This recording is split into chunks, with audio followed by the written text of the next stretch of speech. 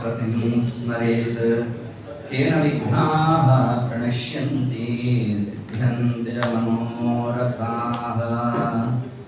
न माधवसमो देवो न च मध्वसमो गुरुः न तद्वाक्यसमं शास्त्रम् न च तस्य समः पुमान्। न माता च कमला देवी पिता देवो जनार्दनः बान्धवाः विष्णुभक्ताश्च स्वदेशो भुवनत्रयम्। प्रथमो हनुमान् नाम द्वितीयो भीम एव च पूर्णप्रज्ञतृतीयस्तु भगवत्कार्यसाधकः। कंसध्वंसिपदाम्भोजा संसक्तो हंसभुङ्गवः ब्रह्मण्यगुरुराजाख्यो वर्ततान् मम मानसे तं वन्दे नरसिंहतीर्थनिलयम्। श्रीव्यासराट्पूरितं ध्यायन्तं मनसा नृसिंहचरणं श्रीपादराजं गुरुम् अतिकल्पितकल्पोऽयं प्रत्यक्षकेसरी व्यासतीर्थगुरुर्भूयात्। अस्मदिष्टार्थसिद्धे तपोविद्याविरक्त्यादि सद्गुणौघापराणं वादिराजगुरुं वन्दे विरदाश्रयान्। भक्तानां मानसाम्भोजा भानवे कामधेनवे नमतां कल्पतरवे विचित्रगुरवे नमः।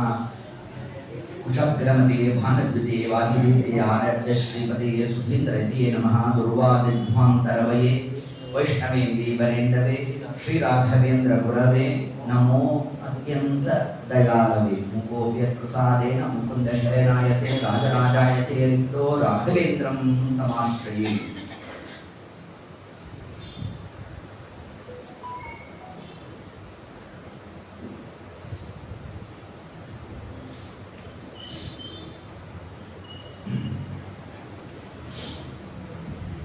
श्री गुरुभ्यो नमः। हरि ओम।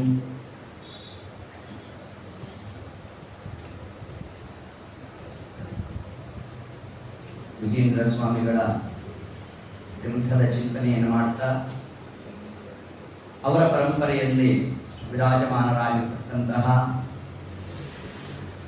ರಾಯರಿಂದ ವಿಶೇಷವಾಗಿ ಅನುಗ್ರಹಕ್ಕೆ ಏನು ಪಾತ್ರರಾಗಿದ್ದಾರೆ, ರಾಯರ ಭವಿಷ್ಯವಾಣಿಗೆ ಅನುಗುಣವಾಗಿ ಸಪ್ತಮೋ ಮತ್ಸಮೋ ಯೋಗಿ ವರದೇಂದ್ರೋ ಭವಿಷ್ಯತಿ.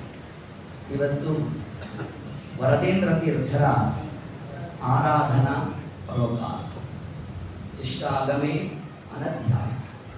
ದೊಡ್ಡವರ ಆರಾಧನಾ ದಿವಸದಲ್ಲಿ ಅವರನ್ನು ಸ್ಮರಣೆ ಮಾಡಬೇಕಾದದ್ದು ಆದ್ಯ ಕರ್ತವ್ಯ.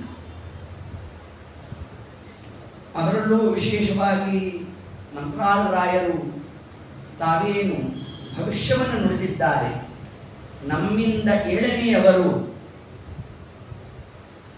ನಮಗೆ ಸಮರು. ಸಪ್ತಮೋ ಮತ್ ಸಮೋ ಯೋಗಿ. ಇಷ್ಟು ಅನುಗ್ರಹಕ್ಕೆ ಪಾತ್ರರಾಗಿರ್ತಕ್ಕಂತಹ ವರದೇಂದ್ರ ತೀರ್ಥರ ಆ ಒಂದು ಚರಮ ಶ್ಲೋಕ, ವಾದೇ ವಿಜಯಶೀಲಾಯ ವರದಾಯ ವರಾರ್ಚಿನಾಂ ವಾದಾನ್ಯ ಜನಸಿಂಹಾಯ ವರದೇಂದ್ರಾಯ ತೇ ನಮಃ. ವರದೇಂದ್ರ ತೀರ್ಥರ ಈ ಒಂದು ವಾದೇ ವಿಜಯಶೀಲಾಯ ಪ್ರಕಾಂಡ ಪಂಡಿತರು, ಇನ್ನ ರಾಯರ ಪೂರ್ವಾಶ್ರಮದಲ್ಲಿ ಅವರ ಮರಿಮೊಮ್ಮಕ್ಕಳು ವೇಣುಗೋಪಾಲಾಚಾರ್ಯರು, ಅವರಿಗೆ 3 ಜನ ಗಂಡು ಮಕ್ಕಳು, 3 ಮಂದಿಯೂ ಯತಿಗಳು. ಇದೊಂದು ವಿಷಯ ರಾಯರ ಮಠದ ಪರಂಪರೆ ಹೊಂದಿರತಕ್ಕಂಥದ್ದು. ಅದರಲ್ಲಿ ಒಂದು ಕಡೆ ಪುರುಷೋತ್ತಮಾಚಾರ್ಯರು ಅಂತ ಒಂದು ಕಡೆ ಉಲ್ಲೇಖ, ಇನ್ನೊಂದು ಕಡೆ ಪರಶುರಾಮಾಚಾರ್ಯರು ಅಂತ. ಅವರೇ ವಸುಧೇಂದ್ರ ತೀರ್ಥ, ವರದೇಂದ್ರ ತೀರ್ಥರ ಆಶ್ರಮ ಗುರುಗಳು, ವಿದ್ಯಾಗುರುಗಳು ಎರಡು. ಈ ಪರಶುರಾಮಾಚಾರ್ಯರು ತಾವು ಏನು ಆ ಒಂದು ಶ್ರೀಮದಾಚಾರ್ಯರ ಪರಂಪರೆಯಲ್ಲಿ ಬಂದಿರತಕ್ಕಂತಹ ಒಂದು ವಿಜೇಂದ್ರ ಸ್ವಾಮಿಗಳ ಸುಧೀಂದ್ರರು, ರಾಘವೇಂದ್ರರು ಆ ಒಂದು ಪರಂಪರೆಯಲ್ಲಿ ತಾ ವಿರಾಜಮಾನರಾದರೆ, ನಮ್ಮ ವೇಣುಗೋಪಾಲಾಚಾರ್ಯರ ಎರಡನೇ ಮಕ್ಕಳೇ ಬಲರಾಮಾಚಾರ್ಯರು. ಈ ಬಲರಾಮಾಚಾರ್ಯರಿಗೆ ಅವರ ಅಣ್ಣಂದಿರಾಗಿರ್ತಕ್ಕಂಥ ಪೂರ್ವಾಶ್ರಮದಲ್ಲಿ ಪರಶುರಾಮಾಚಾರ್ಯರು ಪ್ರಸ್ತುತ ಪೀಠದಲ್ಲಿ ವಸುಧೇಂದ್ರ ತೀರ್ಥ ಅವರೇ ಇವರಿಗೆ ಸನ್ಯಾಸವನ್ನು ಕೊಡತಕ್ಕಂಥದ್ದು. ಆಗ ಇವರಿಗೆ ಬಂದಂತಹ ನಾಮ ವರದೇಂದ್ರ ತೀರ್ಥರು. ಇನ್ನು ಅವರ ಮೂರನೇ ಮಕ್ಕಳು ಅರ್ಥಾತ್ ವೇಣುಗೋಪಾಲಾಚಾರ್ಯರ ಮೂರನೇ ಮಕ್ಕಳು ಲಕ್ಷ್ಮೀನಾರಾಯಣಾಚಾರ್ಯರು. ಅವರೇ ಮುಂದೆ ವರದೇಂದ್ರರ ಶಿಷ್ಯರಾಗಿ ಬಂದಿರತಕ್ಕಂಥವರು ಭುವನೇಂದ್ರ ತೀರ್ಥ. ಇಷ್ಟು ಪ್ರಕಾರವಾಗಿ ಈ ಒಂದು ಪರಂಪರೆಯ ಒಂದು ಹಿನ್ನೆಲೆಯನ್ನು ನಮಗೆ ತಿಳಿಸ್ತಾ, ವರದೇಂದ್ರ ತೀರ್ಥರ ಒಂದು ಮಹಿಮಾ, ಅವರ ಚರಮಶ್ಲೋಕವೇ ನಮಗೆ ತಿಳಿಸ್ತಕ್ಕಂಥದ್ದು ವಾದೇ ವಿಜಯಶೀಲಾಯ. ವಾದ ಮಾಡೋದ್ರಲ್ಲಿ ನಿಷ್ಣಾತರಾಗಿದ್ದರಂತೆ. ಇವತ್ತು ಅವರ ಮೂಲ ವೃಂದಾವನ ಪುಣ್ಯನಗರ, ಪುಣೆ. ಆ ಪುಣ್ಯನಗರದಲ್ಲಿ ಏನು ಅವರ ಆ ಒಂದು ವೃಂದಾವನ ಇದೆ, ಅದಕ್ಕೊಂದು ಐತಿಹ್ಯ ಇದೆ. ಹಾಗೆ ವಿಜೇಂದ್ರ ಸ್ವಾಮಿಗಳು ತಾವು ಆ ಒಂದು ಕುಂಭಕೋಣಂ ಕ್ಷೇತ್ರದಲ್ಲಿ ತಮ್ಮ ವೃಂದಾವನಕ್ಕೆ ಆ ಒಂದು ಸ್ಥಳ ಆಯ್ಕೆ ಆಯಿತು, ಆ ಪರಂಪರೆಯಲ್ಲಿ ಬಂದಿದ್ದಾರಲ್ವಾ, ಅದನ್ನೇ ಅನುಸರಿಸಿದ್ದಾರೆ. ಏತತ್ಕಾಲಕ್ಕೆ ವಿಶಿಷ್ಟವಾದ ಅದ್ವೈತ ಶಾಸ್ತ್ರದಲ್ಲಿ ಪಾಂಡಿತ್ಯವನ್ನು ಪಡೆದಿರ್ತಕ್ಕಂತಹ ಪ್ರಭುನೇ ಶಾಸ್ತ್ರಿಗಳು ಅಂತ ಒಳ್ಳೆ ವಿದ್ವನ್ಮಣಿಗಳು. ತಾವು ವರದೇಂದ್ರರನ್ನ ವಾದಕ್ಕೆ ಕರೆದರು. ಹಣವಾಗಿ ತಮ್ಮ ಸ್ವಗೃಹವನ್ನೇ ಇಟ್ಟುಬಿಟ್ರು. ಆ ಕರಾರು ಪತ್ರದಲ್ಲಿ ಬರೆಸಿದ್ರಂತೆ, ನಾನು ಮನೆಯಿಂದ ಹೊರಡೋ ಕಾಲಕ್ಕೆ ಉಟ್ಟುಬಟ್ಟೆಯಿಂದ ಬರ್ತೀನಿ ಅಂತ. ಅದರಂತೆ ನೀವೇನಾದರೂ ಪರಾಭವ ಆದರೆ ಕಾವಿ ಶಾಟಿ ಒಂದು ಬಿಟ್ಟು ಇನ್ನೇನು ತಗೊಂಡು ಹೋಗಬಾರ್ದು, ಇಡೀ ನಿಮ್ಮ ಸಂಸ್ಥಾನ ನಮಗೆ ಇನ್ನೊಂದು ಕರಾರು ಹಾಕಿದ್ರು. ಸೂರ್ಯಾಸ್ತ ಆದ ಮೇಲೆ ನಾವು ವಾದ ಮಾಡೋಣ. ಅವರಿಗೆ ಸೂರ್ಯ ಮಂತ್ರ ಸಿದ್ಧಿಯಾಗುವುದು. ತನ್ನಿಮಿತ್ತ ಸೂರ್ಯ ಎಲ್ಲಿ ತನಕ ತಾನು ಆ ಒಂದು ಸಂಧ್ಯಾಕಾಲ ಪೂರ್ವ ತನಕ ವಾದ ಮಂಡನೆ ಆಗಬೇಕು. ಅದಾದ ಕೂಡಲೇ ಪುನಃ ನಿಲ್ಲಿಸಬೇಕು. ಒಂದು ದಿವಸ ರಾಯರು ಸ್ವಪ್ನದಲ್ಲಿ ವರದೇಂದ್ರರಿಗೆ ಹೇಳಿದ್ರಂತೆ, ನಾಳೆ ನೀವು ವಾದವನ್ನು ಮಂಡನೆ ಮಾಡೋ ಕಾಲಕ್ಕೆ ಸೂರ್ಯ ಅಸ್ತ ಆಗುವುದಿಲ್ಲ. ಪಾಂಡ್ಯರು ಹೇಳ್ತಾರೆ, ನೀವು ನಿಲ್ಲಿಸಬೇಡಿ ಅಂದ್ರಂತೆ. ಅದರಂತೆ ತಾವು ಆ ವಾಕ್ಯಾರ್ಥದ ವಿಷಯವನ್ನ ಮಂಡನೆ ಮಾಡುತ್ತಾ, ಸೂರ್ಯಾಸ್ತದ ಸಮಯ ಪಂಚಾಂಗದಲ್ಲಿ ಏನು ಕೊಟ್ಟಿರ್ತದೆ ಅದಕ್ಕೆ ಅನುಗುಣವಾಗಿ ನೋಡಬೇಕು. ಸೂರ್ಯ ನೋಡದೆ ಇನ್ನೂ ಪ್ರಕಾಶಮಾನವಾಗಿರಬೇಕು. ನೋಡಿ ಎಷ್ಟು ವ್ಯಾಪಾರ ನಡೆದು ಹೋಗಿರ್ತದೆ. ಎಲ್ಲಿ ಹರಿಕಥಾ ಪ್ರಸಂಗವೋ ಅಲ್ಲಿ ಗಂಗಾ, ಯಮುನಾ, ಸಿಂಧು, ಸರಸ್ವತಿ ಎಲ್ಲ ನದಿಗಳು ಎಡೆಯಾಗಿ ನಿಲ್ಲುವು ಅಂತ ಎತ್ತರಿಸಿದ್ದಾರೆ. ಯಾವ ಗೋಪಾಲದಾಸರು ಮತ್ತು ವೈದಿ ಸ್ವಾಮಿಗಳು, ಯಾರು ನಮ್ಮ ವೆಂಕಟ ನರಸಿಂಹಾಚಾರ್ಯರು, ಅವರಿಬ್ಬರೂ ಕೂಡ ಮಧ್ಯಾಹ್ನ ತೀರ್ಥ ಪ್ರಸಾದ ಆದ್ಮೇಲೆ ಭಗವದ್ ಜಿಜ್ಞಾಸಕ್ಕೆ ಕೂತರಂತೆ. ಆಯಿತು, ಹೋಯ್ತು ಹೋಯ್ತು ಹೋಯ್ತು ವಿಷಯ ಹೋಯ್ತು ಅಂದರೆ ರಾತ್ರಿ 9 ಗಂಟೆ ಆಗೋಯ್ತಂತೆ. ಆಮೇಲೆ ನಮ್ಮ ವೆಂಕಟ ನರಸಿಂಹಾಚಾರ್ಯ ಅಂದ್ರಂತೆ, ಸಂಧ್ಯಾ ವಂದನೆ ಆಗಿಲ್ವಲ್ಲ ಮಾಡೋಳ್ವಾ ಅಂದ್ರಂತೆ ಗೋಪಾಲದಾಸ. ಅಲ್ಲಿ ಗೋಪಾಲದಾಸರು ಅಂದ್ರಂತೆ, ಇಲ್ಲಿ ತನಕ ಮಾಡಿದ್ದು ಏನಪ್ಪ ಅಂದ್ರಂತೆ, ಇದೇ ಸಂಧ್ಯಾ ವಂದನೇನೋ ಆಗ್ಲು ಅದು ಕರ್ಮ ಬಿಡ್ಲಿಕ್ಕಿಲ್ಲ, ನಿನ್ನ ಮಾತು ಸತ್ಯ ಅಂದ್ರು ಯಾರು ಗೋಪಾಲದಾಸ. ಸರಿ ಸರಿ ಪಾಪ ಮಾಡೋಣ ಅಂತಂದ್ರು. ಇನ್ನೇನು ಪ್ರಾಶ್ಚಿತ್ತ ಅರ್ಘ್ಯನ್ನು ಕೊಡಬೇಕು, ಕಾಲಾತೀತ ಅಂದ್ರು. ಆಗಿಲ್ಲ ಅಂದ್ರು ಯಾರು ಗೋಪಾಲದಾಸ. ಸ್ವಾಮಿ ಆಗಿದೆ ಅಂತ ಇವರು ಹಿತ್ತಲು ಬಾಗಿಲು ತೆಗೆಯಂತು. ತೆಗೆದು ನೋಡಿದ್ರೆ ಸೂರ್ಯ ನಿಂತಿದ್ದಂತೆ. ಇದರ ತಾತ್ಪರ್ಯ ಏನು ಅಂತಂದ್ರೆ, ಎಲ್ಲಿ ಹರಿಕಥಾ ಪ್ರಸಂಗ ಇರುತ್ತೋ ಅಲ್ಲಿ ಸಮಸ್ತವಾದ ದೇವತೆಗಳ ಸಾನ್ನಿಧ್ಯ ಬಂದಿರ್ತದೆ ನೋಡೋದು. ಅದರಂತೆ ವರದೇಂದ್ರರು ಸಪ್ತಮೋ ಮತ್ಸಮೋ ಯೋಗಿ, ಯಾವ ನಮ್ಮ ಮಂತ್ರಾಲರಾಯರು ತಾವು ಸ್ವತಃ ಏತ ಶಬ್ದವನ್ನು ಆಡಿದ್ದಾರೆ ಅಂತಂದ್ರೆ ಇನ್ನು ಅವರ ವಾಗ್ಝರಿ ಹಾಗಿರ್ಬೇಡ ಇದ್ದಾಗ ಸೂರ್ಯ ಅಸ್ತಂಗತನಾಗಲೇ ಇಲ್ಲ, ಅವರು ಮಾತ್ರ ಪರಾಭವ ಆದಾಗ ಅದರ ಮಾರನೆಯ ದಿವಸವೇ ಹುಟ್ಟು ಬಟ್ಟೆ ಹೊರಗಡೆ ಬಂದೇ ಬಿಟ್ಟು ಶಾಸ್ತ್ರ ಬಂದಾಗ ಅವರ ಮನೆಯಲ್ಲಿ ಯಾವ ದೇವರ ಕೋಣೆ ಇತ್ತೋ ಅಲ್ಲಿ ಅವರು ವಿಶೇಷವಾಗಿ ಸ್ಫಟಿಕಲಿಂಗದ ಒಂದು ಆರಾಧನೆಯನ್ನು ಮಾಡ್ತಾ ಇದ್ರು. ಆ ಸ್ಥಳದಲ್ಲೇ ವರದೇಂದ್ರ ತೀರ್ಥರ ವೃಂದಾವನ. ಇವತ್ತಿಗೂ ಅವರು ಬಳಸಿರ್ತಕ್ಕಂತಹ ಒಂದು ಮಂದಾಸನ ಇದೆಯಂತೆ ಆ ದೇವರ ಗೃಹದಲ್ಲೇ, ಅರ್ಥಾತ್ ಗರ್ಭಗುಡಿಯಲ್ಲೇ ಇವತ್ತು ಅದನ್ನು ನಾವು ಕಾಣಬಹುದು ಅಂತ ತಿಳಿಸ್ಕೊಟ್ಟಿದ್ದಾರೆ. ಇಷ್ಟು ಅವರ ಒಂದು ವಾಗ್ಝರಿಯನ್ನು ನಮಗೆ ತಿಳಿಸ್ತಾ ಅದಕ್ಕೆ ವಾದೇ ವಿಜಯಶೀಲಾಯ ಈ ಒಂದು ಮಾತನ್ನು ತಿಳಿಸ್ಕೊಟ್ರು ನಮಗೆ. ಇನ್ನ ಅವರ ಗ್ರಂಥ ರಚನಾ ಅದರ ಒಂದು ಕೌಶಲ್ಯ ಏನು ಅಂತಂದ್ರೆ ವರದೇಂದ್ರ ತೀರ್ಥರಿಂದ ಇದುವರೆಗೂ ನಮಗೆ ನಿಮಗೆ ಸಿಕ್ಕಿರೋದು ಎರಡು. ಒಂದು ದೇವಪೂಜಾ ಪದ್ಧತಿ, ಮತ್ತೊಂದು ತಂತ್ರಸಾರ ಸಂಗ್ರಹವನ್ನ ಕನ್ನಡಕ್ಕೆ ತರ್ಜಿಮೆ ಮಾಡಿದರು. ಇದೊಂದು ಮಹದುಪಕಾರ ಮಹಾನುಭಾವರು ಮಾಡಿಕೊಟ್ಟರು. ಅದು ಲಿಂಗಸೂರಿನಿಂದ ವರದೇಂದ್ರ ಪ್ರತಿಷ್ಠಾನ ಅಂತ ಇದೆ. ಇವತ್ತಿಗೂ ಅಲ್ಲಿಂದ ಅನೇಕ ಉತ್ತಮವಾದ ಬಹಳ ಶೋಧನಾತ್ಮಕವಾಗಿರ್ತಕ್ಕಂತಹ ಗ್ರಂಥಗಳು ಬಿಡುಗಡೆ ಆಗ್ತಾ ಇದೆ. ಅದರಲ್ಲಿ ಏತದ್ ಗ್ರಂಥವೂ ಕೂಡ ಆಗಿದೆ. ಯಾವುದು ತಂತ್ರಸಾರ. ನಿಮಗೆ ಸೃಷ್ಟಿ ಪ್ರಕರಣ ಬೇಕಾ, ಎಲ್ಲೆಲ್ಲಿ ಶ್ರೀಮದ್ ಆಚಾರ್ಯರು ಬಹಳ ಜಟಿಲವಾಗಿರ್ತಕ್ಕಂತಹ ಸೃಷ್ಟಿ ಪ್ರಕರಣಾದಿಗಳನ್ನೆಲ್ಲ ಉಲ್ಲೇಖ ಮಾಡಿದ್ದಾರೆ. ಅದೆಲ್ಲ ನಾವು ಕನ್ನಡದಲ್ಲಿ ಲಿಪಿರೂಪೇಣ ನಾವು ಕೊಟ್ಟಿರ್ತಕ್ಕಂಥದ್ದು. ಇದು ಕನ್ನಡದ ಗ್ರಂಥ ಅಂತಿದಾದರೆ, ಇನ್ನು ವರದೇಂದ್ರ ತೀರ್ಥರ ಮತ್ತೊಂದು ಮಹತ್ತರವಾದ ಒಂದು ಕೊಡುಗೆ ಅಂತಂದ್ರೆ ನಮ್ಮ ದಾಸಾಹಿತ್ಯ. ಆ ದಾಸಾಹಿತ್ಯದಲ್ಲಿ 4 ರತ್ನಗಳು, ಎಲ್ಲರೂ ರತ್ನಗಳೇ ದಾಸರು. ಅದರಲ್ಲಿ ಪ್ರಧಾನವಾಗಿ ತಗೊಂಡ್ರೆ ದಾಸ ಚತುಷ್ಟಯರು. ಆ ಚತುಷ್ಟಯರಲ್ಲಿ 4ನೇ ಸ್ಥಾನದಲ್ಲಿರ್ತಕ್ಕಂಥವರು ಯಾರು? ಜಗನ್ನಾಥ ದಾಸರು. ಜಗನ್ನಾಥ ದಾಸರು ಅಂದ್ರೆ ನಮ್ಮ ತಲೆಗೆ ಬರೋದು ಯಾವುದು? ಹರಿಕಥಾಮೃತ ಸಾರ. ಆ ಹರಿಕಥಾಮೃತ ಸಾರ ಪ್ರಾರಂಭ ಆಗಿದ್ದಲ್ಲಿ ವರದೇಂದ್ರ ತೀರ್ಥರ ವೃಂದಾವನದ ಸನ್ನಿಧಾನದಲ್ಲಿ ಮೊದಲಿಗೆ ಹರಿಕಥಾಮೃತ ಸಾರ ಗುರುಗಳ ಕರುಣದಿಂದ ಆಪನಿತು ಬೇಡುವೆ ಅಂತ ಅಲ್ಲಿಂದ ಪ್ರಾರಂಭ ಆಯಿತು. ಅಷ್ಟು ಮಾತ್ರ ಅಲ್ಲ, ಅದಕ್ಕೆ ಹರಿಕಥಾಮೃತ ಸಾರ ಗುರುಗಳ ಬಹುವಚನ. ಅದ್ಯಾಪಿ ಗುರುಗಳಿಗೆ ಸರ್ವಕಾಲಿಕವಾಗಿ ಬಹುವಚನನೇ.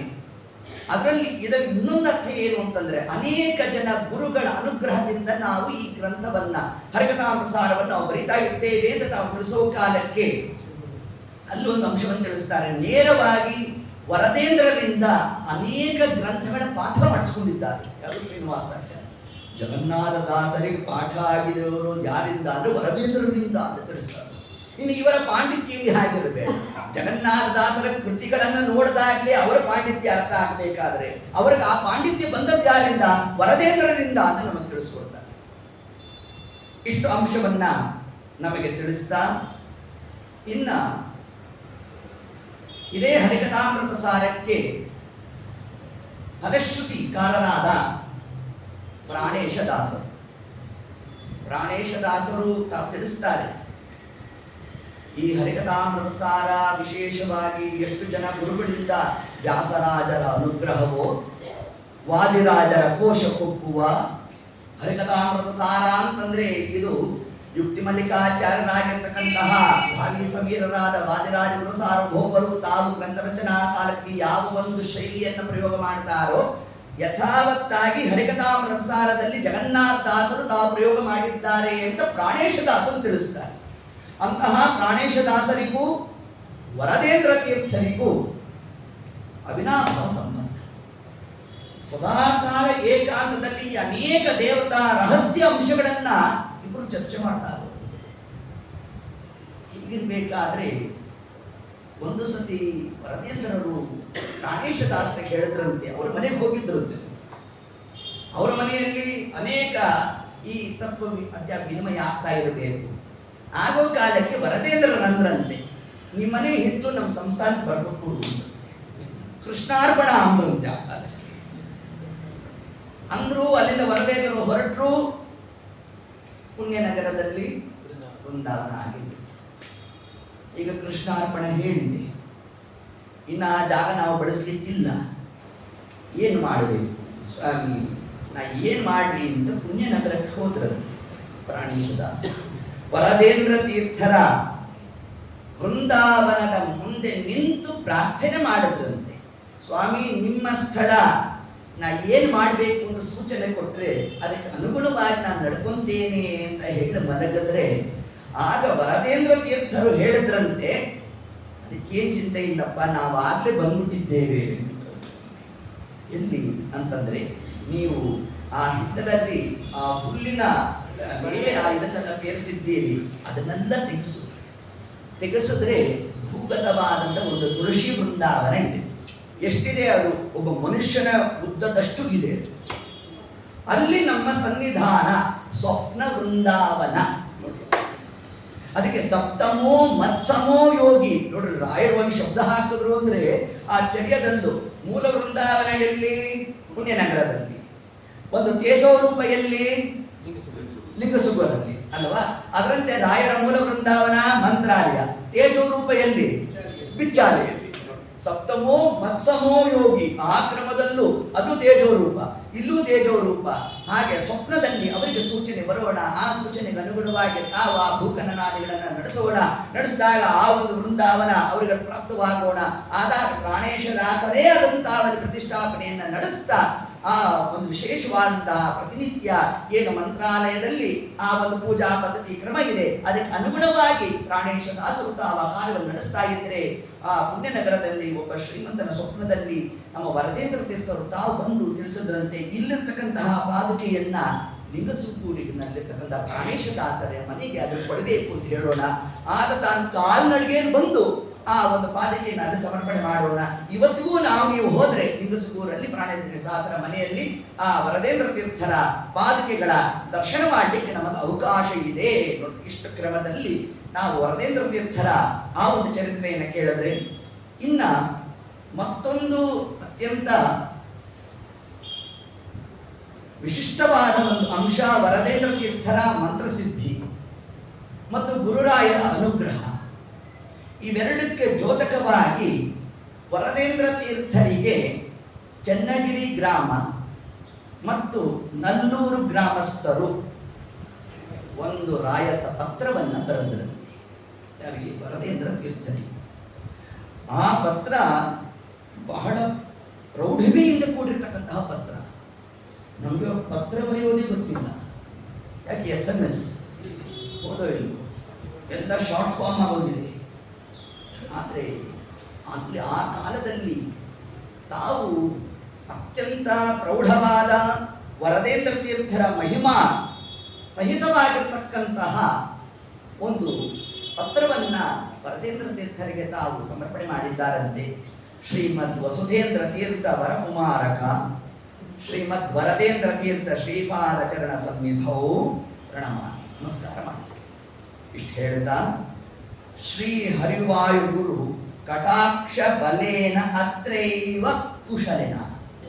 ಹರಿವಾಯು ಗುರುಗಳು ತಮ್ಮಂತವರ ಅನುಗ್ರಹದಿಂದ ನಾವೆಲ್ಲ ಕ್ಷೇಮ ಅಂದ್ರಂತೆ.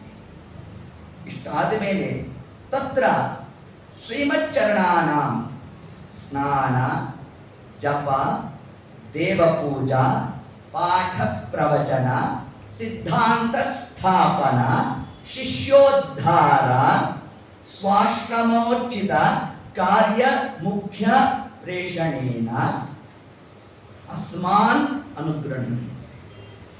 ವರದೇಂದ್ರ ತೀರ್ಥರ ಬಗ್ಗೆ ಅವರ ದಿನಚರಿಯನ್ನ 2 ಸಾಲು ಸಂಗ್ರಹ ಮಾಡಿದ್ದಾರೆ. ಯಾವ ಪುಣ್ಯಾತ್ಮರು ಬರೆದ್ರು ನೋಡಿ.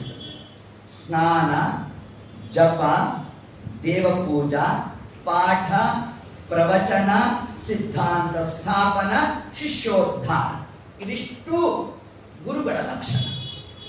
ಅದೆಲ್ಲವೂ ಆಕಾರಮತ್ತವಾಗಿ ವರದೇಂದ್ರ ತೀರ್ಥರಲ್ಲಿ ಉಂಟು ಅಂತ ಅಲ್ಲಿನ ಚನ್ನಗಿರಿ ಗ್ರಾಮಸ್ಥರು ತಾವಿದನ್ನ ಲಿಪಿಸಿ ಮುಂದೆ ಶ್ರೀಮಚ್ಚರಣ ಸನ್ನಿಧವು ಅತ್ರಸ್ಥ. ಈಗ ವಿಷಯಕ್ಕೆ ಬರ್ತೇವೆ ಎಂದರು. ಅತ್ರಸ್ಥ ಆಸ್ತಿಕ ಮಹಾಜನಾನಾಂ ಸನ್ನಿಹಿತ, ನಮ್ಮ ಈ ಗ್ರಾಮದಲ್ಲಿರ್ತಕ್ಕಂಥ ಅನೇಕ ಆಸ್ತಿಕರು ಯಾರಿದ್ದಾರೆ ಅವರೇ ಸನ್ನಿಹಿತ ಭಾಗ್ಯೋದಯ ಕಾಲ ಸೂಚನ ಪರಂ, ಒಂದು ಭಾಗ್ಯೋದಯ ಆಗುವ ಕಾಲ ಬಂದಿದೆ ಅಂತಂದ್ರೆ ಏನದು ಅಂತಂದ್ರೆ ಅದಕ್ಕೆ ಅವರು ತಿಳಿಸ್ತಾರೆ. ಆ ಗ್ರಾಮದಲ್ಲಿ ಇರ್ತಕ್ಕಂತಹ ಒಬ್ಬ ಹಿರಿಯ ಪಂಡಿತರ ಸ್ವಪ್ನದಲ್ಲಿ, ಅವರ ಹೆಸರು ದೊಡ್ಡ ನರಸಿಂಹ ಸ್ವಾಮಿರಾಯ ಅಂತ ಅವರ ಹೆಸರು. ಅವರ ಸ್ವಪ್ನದಲ್ಲಿ ರಾಯರು ಬಂದಿದ್ದರಂತೆ. ಬಂದು ವಯಂ ಅತ್ರ ಗಚ್ಚಾಮ, ನಾವಿಲ್ಲಿ ಬರ್ಲಿಕ್ಕೆ ಅಪೇಕ್ಷೆ ಪಡ್ತೀವಿ ಅಂದ್ರಂತೆ ರಾಯರು ಸ್ವಪ್ನ. ಇಷ್ಟು ಹೇಳಿ ಏತತ್ ಆಲೋಚ್ಯ, ಆ ಸ್ವಪ್ನವನ್ನ ಆ ಹಿರಿಯ ಪಂಡಿತರು ಎಲ್ಲ ಗ್ರಾಮಸ್ಥರನ್ನ ಕರೆದು ತಿಳಿಸಿದ್ರಂತೆ.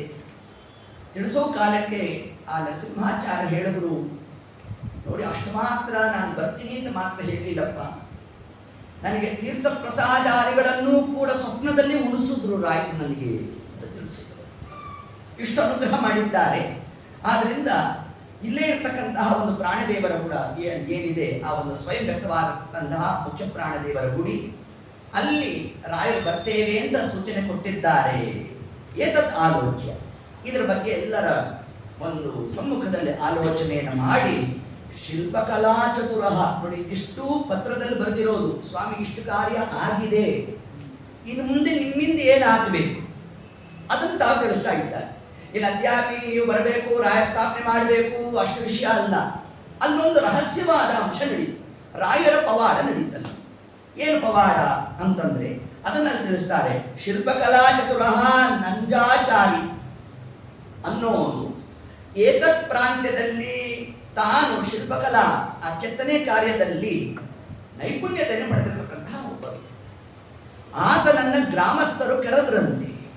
ಕರೆದು, ನೋಡಪ್ಪ ರಾಯರು ಹಿಂಗೆ ಸ್ವಪ್ನದಲ್ಲಿ ಹಿರಿಯ ಪಂಡಿತರು ಆಚಾರ್ಯರ ಸ್ವಪ್ನದಲ್ಲಿ ಬಂದು ಈ ಥರ ಸೂಚನೆ ಕೊಟ್ಟಿದ್ದಾರೆ, ಆದ್ದರಿಂದ ಒಂದು ವೃಂದಾವನ ನಿರ್ಮಾಣ ಆಗಬೇಕು, ಆ ಕಾರ್ಯ ನಿನ್ನಿಂದ ಆಗಲಿ ಎಂದ್ರೆ ಭೂಸ್ವಾಮಿ ಅಂತಂದ. ಅಂದು ಹೊರಗಡೆ ಬರುವಷ್ಟಕ್ಕೆ ಅಂಧತ್ವಂ ಅಭಜತ, ಕುರುಡನಾಟ. ಆತ ನಾನಾ ಪರಿಯಾಗಿ ದುಃಖವನ್ನು ಪಡುವುದು. ರಾಯರಿಗೂ ನನಗಷ್ಟು ಯೋಗ್ಯತಾ ಇಲ್ಲ, ಅದಕ್ಕೆ ರಾಯರು ನನ್ನಿಂದ ಸೇವೆ ತಗೊಳ್ಳಿಲ್ಲ, ಮಂದ ಭಾಗ್ಯರಿಗೆ ದೊರಕನಿವರ ಸೇವಾ. ಆದ್ದರಿಂದ ನೋಡ್ರಿ, ರಾಯರು ಏನೋ ನನಗೆ ತಾನಾಗಿ ಬಂದಿರ್ತಕ್ಕಂಥ ಒಂದು ಸೌಭಾಗ್ಯ.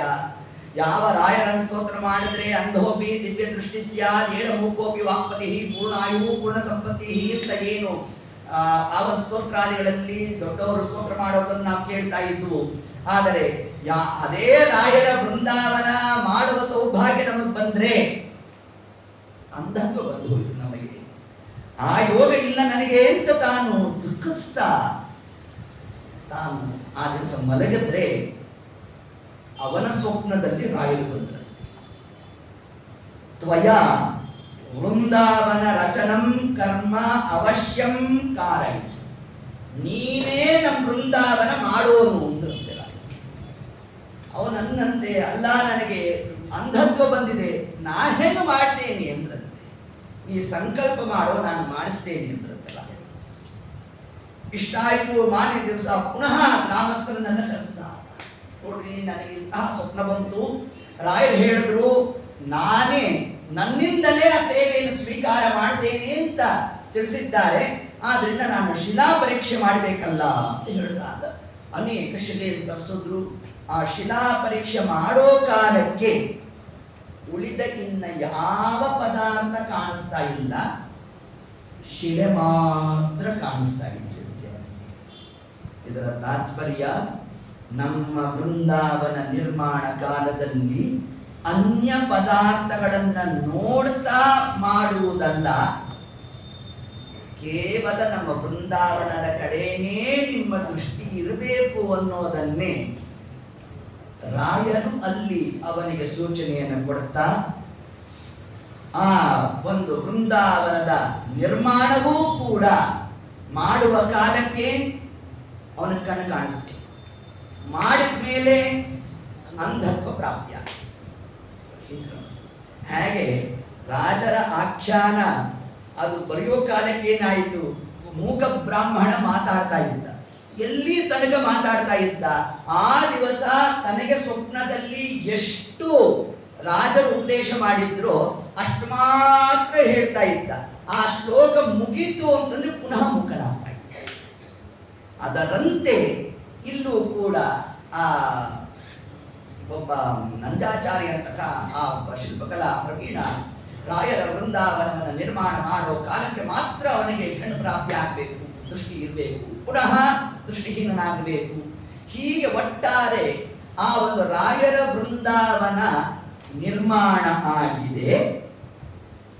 ತಾವು ಬಂದು ಮೂಲ ಮೃತ್ತಿಕೆಯನ್ನ ಇಲ್ಲಿ ಸ್ಥಾಪನೆ ಮಾಡಬೇಕು ಅಂತ ಪ್ರಾರ್ಥನೆಯ ರೂಪದಲ್ಲಿ ಆ ಪತ್ರವನ್ನ ತಾನು ವರದೇಂದ್ರ ತೀರ್ಥರಿಗೆ ಬರೆದ್ರೆ, ವರದೇಂದ್ರ ತೀರ್ಥರು ತಾವು ಬರೋಣವಾಗಲಿ, ಬಂದಾಗ ಹೇಗೆ ರಾಯರ ವೃಂದಾವನದಲ್ಲಿ ಕನಿಷ್ಠ ಪಕ್ಷದ ಭಗವತ್ ರೂಪಗಳು ಎಷ್ಟು ಚಿಂತನೆ ಮಾಡಬೇಕು ಅನ್ನೋದನ್ನ ಗೋಪಾಲದಾಸರು ತಾವು ಮಂತ್ರಾಲಯಕ್ಕೆ ಹೋದಾಗ ಪರಮಾತ್ಮನ ಎಷ್ಟು ರೂಪಗಳ ದರ್ಶನ ಆಯಿತು ಅವರಿಗೆ. ಅವ್ರು ಹಸ್ತೋದ್ಗನೆ ಕೊಡ್ತಾ ಇರ್ಲಿಲ್ಲ ಒಂದು ದಿವಸ. ಜಪ ಕೂತು ಶಿಷ್ಯರು ನೋಡಿದ್ರು, 1 ತಾಸು ಆಯ್ತು, 2 ತಾಸು ಆಯ್ತು, 3 ತಾಸು ಆಯ್ತು, ಏನು ಹಸ್ತೋದ್ಗ ಮಾಡ್ತಾನೆ ಇಲ್ಲ ದಾಸರು, ಯಾಕೆ ಅಂತ ಕೇಳಿದ್ರಂತೆ. ಆಗ ನಮ್ಮ ಗೋಪಾಲದಾಸರ ಅಂದ್ರಂತೆ, ರಾಯರು ಪಾಠಕ್ಕೆ ಹೋಗಿದ್ದಾರಪ್ಪ ಟೀಕಾರಾಯರ ಹತ್ರ, ಅವ್ರು ಬಂದ ಮೇಲೆ ಹಸ್ತೋದ್ಗ ಮಾಡ್ತೀನಿ ಎಂದು. ಆಗ ರಾಯರು ತಾವು ರಥ ಏರಿ ಬಂದ್ರಂತೆ. ರಥವ ನೇರಿದ ರಾಘವೇಂದ್ರ. ಹೀಗೆ ಆ ಕ್ರಮದಿಂದ ಬರಬೇಕಾದ್ರೆ ಚತುರ ವಿಧಿಕ್ಕಿನಲ್ಲಿ ಇರತಕ್ಕಂತಹ ಯಾರ್ಯಾರು ಅವರ ಭಕ್ತರಿದ್ದಾರೋ ಅವರಿಗೆಲ್ಲ ಅನುಗ್ರಹ ಮಾಡ್ತಾ ರಾಯರು ಪಾಠ ಮುಗಿಸ್ಕೊಂಡು ಬರ್ತಾ ಇದ್ರಂತೆ. ರಾಯರು ಬರಬೇಕು, ಆಮೇಲೆ ಹಸ್ತೋದಕ ಮಾಡಬೇಕು. ರಾಯರು ಯಾವಾಗ ವೃಂದಾವನವನ್ನು ಪ್ರವೇಶ ಮಾಡಿದ್ರು ಕೇವಲ ರಾಯರ ದರ್ಶನ ಮಾತ್ರ ಗೋಪಾಲದಾಸರಿಗೆ ಆದದ್ದಲ್ಲ. ರಾಯರ ವೃಂದಾವನದಲ್ಲಿ ಪರಮಾತ್ಮನ ರಾಮ, ನರಹರಿ, ಕೃಷ್ಣ, ವೇದವ್ಯಾಸ ಈ ಎರಡೆರಡು ರೂಪಗಳನ್ನ ತಾವು ಏಕಕಾಲಕ್ಕೆ ದರ್ಶನವನ್ನ ಮಾಡ್ತಾ ರಾಮರೂಪದಿಂದ ಏನು ತಾವು ವಿಶಿಷ್ಟವಾದಂತಹ ಸ್ಥಾನ ಪ್ರಾಪ್ತಿಯನ್ನ ರಾಮಚಂದ್ರ ಕೊಡ್ತಾನೆ ಅಂತ ತಾವು ಸ್ತೋತ್ರ ಮಾಡಿದ್ರೆ, ನರಹರಿ ರೂಪವನ್ನ ಅಲ್ಲಿ ಭಯ ನಿವಾರಣ ಅಂತ ಈ ನರಸಿಂಹೋಪಾಸನೆಯನ್ನ ಮಾಡಬೇಕು ಅಂತ ಆ ರಾಯರ ವೃಂದಾವನ ನರಸಿಂಹದೇವರ ಒಂದು ವಿಶಿಷ್ಟವಾದ ಸಂವಿಧಾನದ ಬಗ್ಗೆ ಏನು ಹೇಳಿದ್ದಾರೆ ಗೋಪಾಲದಾಸರು. ಕೃಷ್ಣ ರೂಪದಿಂದಾಗಿ ಸಂತಾನ ಪ್ರಾಪ್ತಿಯನ್ನು ಫಲವನ್ನು ಕೂಡ ಗೋಪಾಲದಾಸರೇ ತಿಳಿಸಿದ್ದಾರೆ. ಇನ್ನು ವೇದವ್ಯಾಸ ರೂಪದಿಂದ ವಿಶಿಷ್ಟವಾಗಿ ನಮಗೆ ತತ್ವಜ್ಞಾನ ಪ್ರಾಪ್ತಿ ಅನ್ನೋ ಒಂದು ಅಂಶವನ್ನ, ಹೀಗೆ ಯಾರು ರಾಯರ ವೃಂದಾವನದಲ್ಲಿ ಪರಮಾತ್ಮನ 4 ರೂಪಗಳ ಚಿಂತನೆಯನ್ನು ಮಾಡ್ತಾರೋ ಹೀಗೆ 4 ವಿಧವಾದ ಫಲಗಳು ಅಂತ ಆ ಮೂಲ ವೃಂದಾವನದ ಭಗವದ್ ರೂಪಗಳನ್ನೇ ವರದೇಂದ್ರ ತೀರ್ಥರು ಆ ಚನ್ನಗಿರಿ ಗ್ರಾಮದಲ್ಲಿ ಪ್ರಸ್ತುತ ಆ ಒಂದು ಮೃತ್ತಿಕಾ ಸನ್ನಿಧಾನದ ವೃಂದಾವನದಲ್ಲಿ ತಾವು ಚಿಂತನೆಯನ್ನು ಮಾಡುತ್ತಾ ನರಹರಿ ರೂಪವನ್ನ ನರಸಿಂಹದೇವರನ್ನ ಕರಿತಕ್ಕಂತಹ ಕ್ರಮ ಹೇಗಿತ್ತು ಅಂತಂದ್ರೆ, ಶಂಖಂ ಚಕ್ರಂ ಚ ಚಾಪಂ ಪರಶುಮಶಮಿಷಂ ಶೂಲಪಾಶಾಂಕುಶಾಸ್ತ್ರಂ ಬಿಭ್ರಂತಂ ವಜ್ರಕೇಠಂ ಹಲಮುಸಲಗದಾ ಕುಂಜಮತ್ಯುಗ್ರದಂಶ್ರಂ ಜ್ವಾಲಾಕೇಶಂ ತ್ರಿನೇತ್ರಂ ಜ್ವಲದನನಿಭಂ ಮಹಾರಕೇಯೋರಭೂಷಂ ವಂದೇ ಪ್ರತ್ಯೇಕ ರೂಪಂ ಪರಪದ ನಿವಸಃ ಪಾತು ಮಾಂ ನರಸಿಂಹಃ. ಷೋಡಶಬಾಹು ನರಸಿಂಹ ದೇವರನ್ನ ವರದೇಂದ್ರ ಸ್ವಾಮಿಗಳು ತಾವನ್ನು ಉಪಾಸನೆಯನ್ನು ಮಾಡ್ತಾ ಅಲ್ಲಿ ಸ್ಥಾಪನಾದಿಗಳನ್ನು ಮಾಡಿ ತಾವು ಹೊರಬಂತು ಅಂತಂದ್ರೆ ಆ ಅಂಧತ್ವ ಏನು ಪ್ರಾಪ್ತಿಯಾಗಿತ್ತು. ಮೊದಲಿಗೆ ಆ ರಾಯರ ವೃಂದಾವನದ ದರ್ಶನ ಆಗಿ ಪುನಃ ಅವರಿಗೆ ದೃಷ್ಟಿ ಪ್ರಾಪ್ತಿ ಆಯಿತು. ಇಷ್ಟನ್ನು ತಿಳಿಸ್ಕೊಟ್ಟು ಇದು ವರದೇಂದ್ರ ತೀರ್ಥರು ತಾವು ರಾಯರನ್ನ ಹೇಗೆ ಕರೆಸಿದ್ದಾರೆ ಅಂತಂದ್ರೆ, ಏನು ಅಪಣಾಚಾರ್ಯರು ರಾಯ ಸ್ತೋತ್ರದಲ್ಲಿ ಹೇಳಿದ್ರಲ್ಲ, ಅಂಧೋಪಿ ದಿವ್ಯ ದೃಷ್ಟಿ ಸ್ಯಾತ್. ಅದು ಯಾವಾಗ ರಾಯರ ಸನ್ನಿಧಾನ ಬಂದಾಗ. ಆ ರಾಯರ ಸನ್ನಿಧಾನ ಬಂದಿದೆ ಅಂತ ಹೆಂಗ್ ಗೊತ್ತಾಯ್ತಪ್ಪ ಅಂತಂದ್ರೆ, ಆ ಅಂಧನಾದವನಿಗೂ ಪುನಃ ದಿವ್ಯವಾದ ದೃಷ್ಟಿ ಪ್ರಾಪ್ತಿ ಆಯಿತು.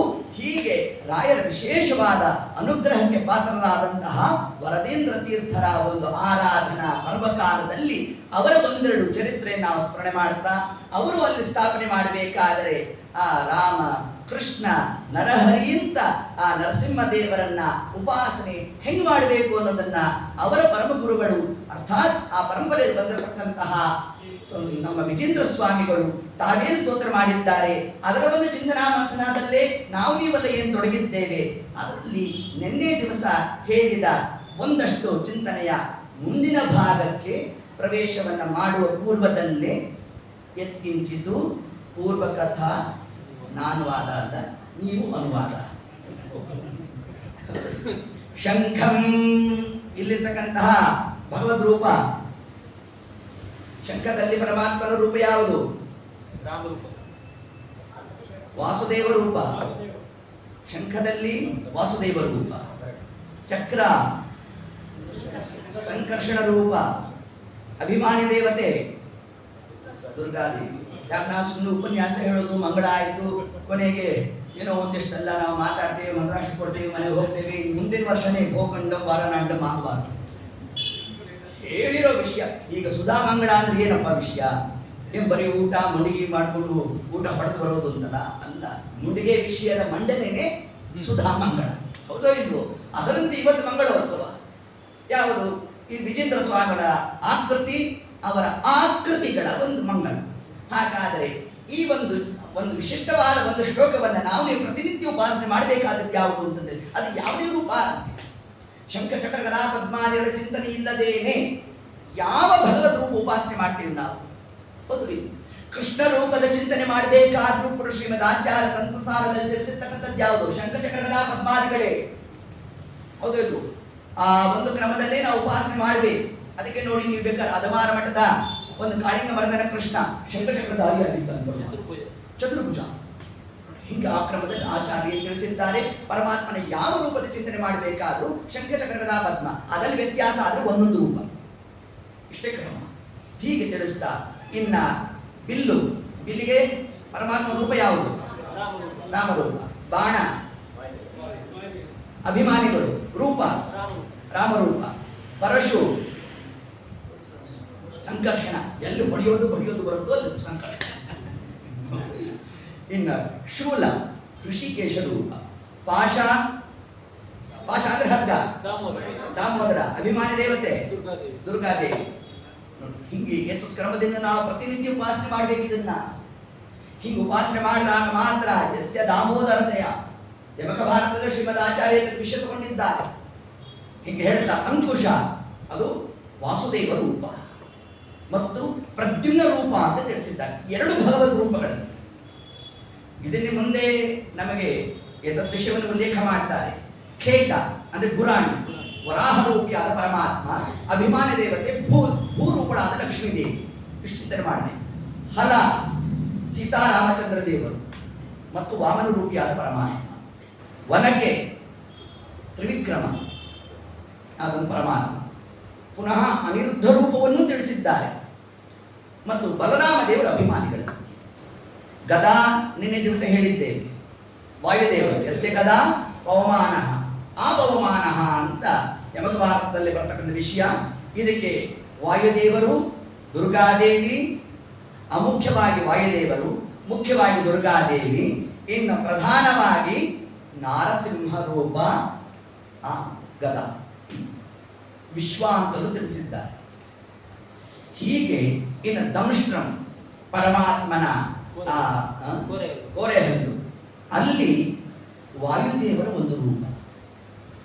ರುಚಿರ ನಾಮಕ ಮುಖ್ಯ ಪ್ರಾಣದೇವರ ಸನ್ನಿಧಾನ ಅಂತ ತಿಳಿಸಿದ್ದಾರೆ.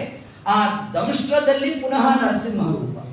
ಒಂದು ರೂಪಗಳು ಅನಂತ ರೂಪಗಳು ಹೊಂದಿಪ್ಪವು ಗುಣಗಣ ಸಹಿತ. ನೋಡಿ, ಒಂದು ಅಭಿವ್ಯಕ್ತ ರೂಪ ಯಾವುದೀಗ? ನರಸಿಂಹ ರೂಪ. ಷೋಡಶ ಬಾಹು. ಆ ಷೋಡಶ ಬಾಹುವಿನಲ್ಲಿ 16 ಆಯುಧಗಳು.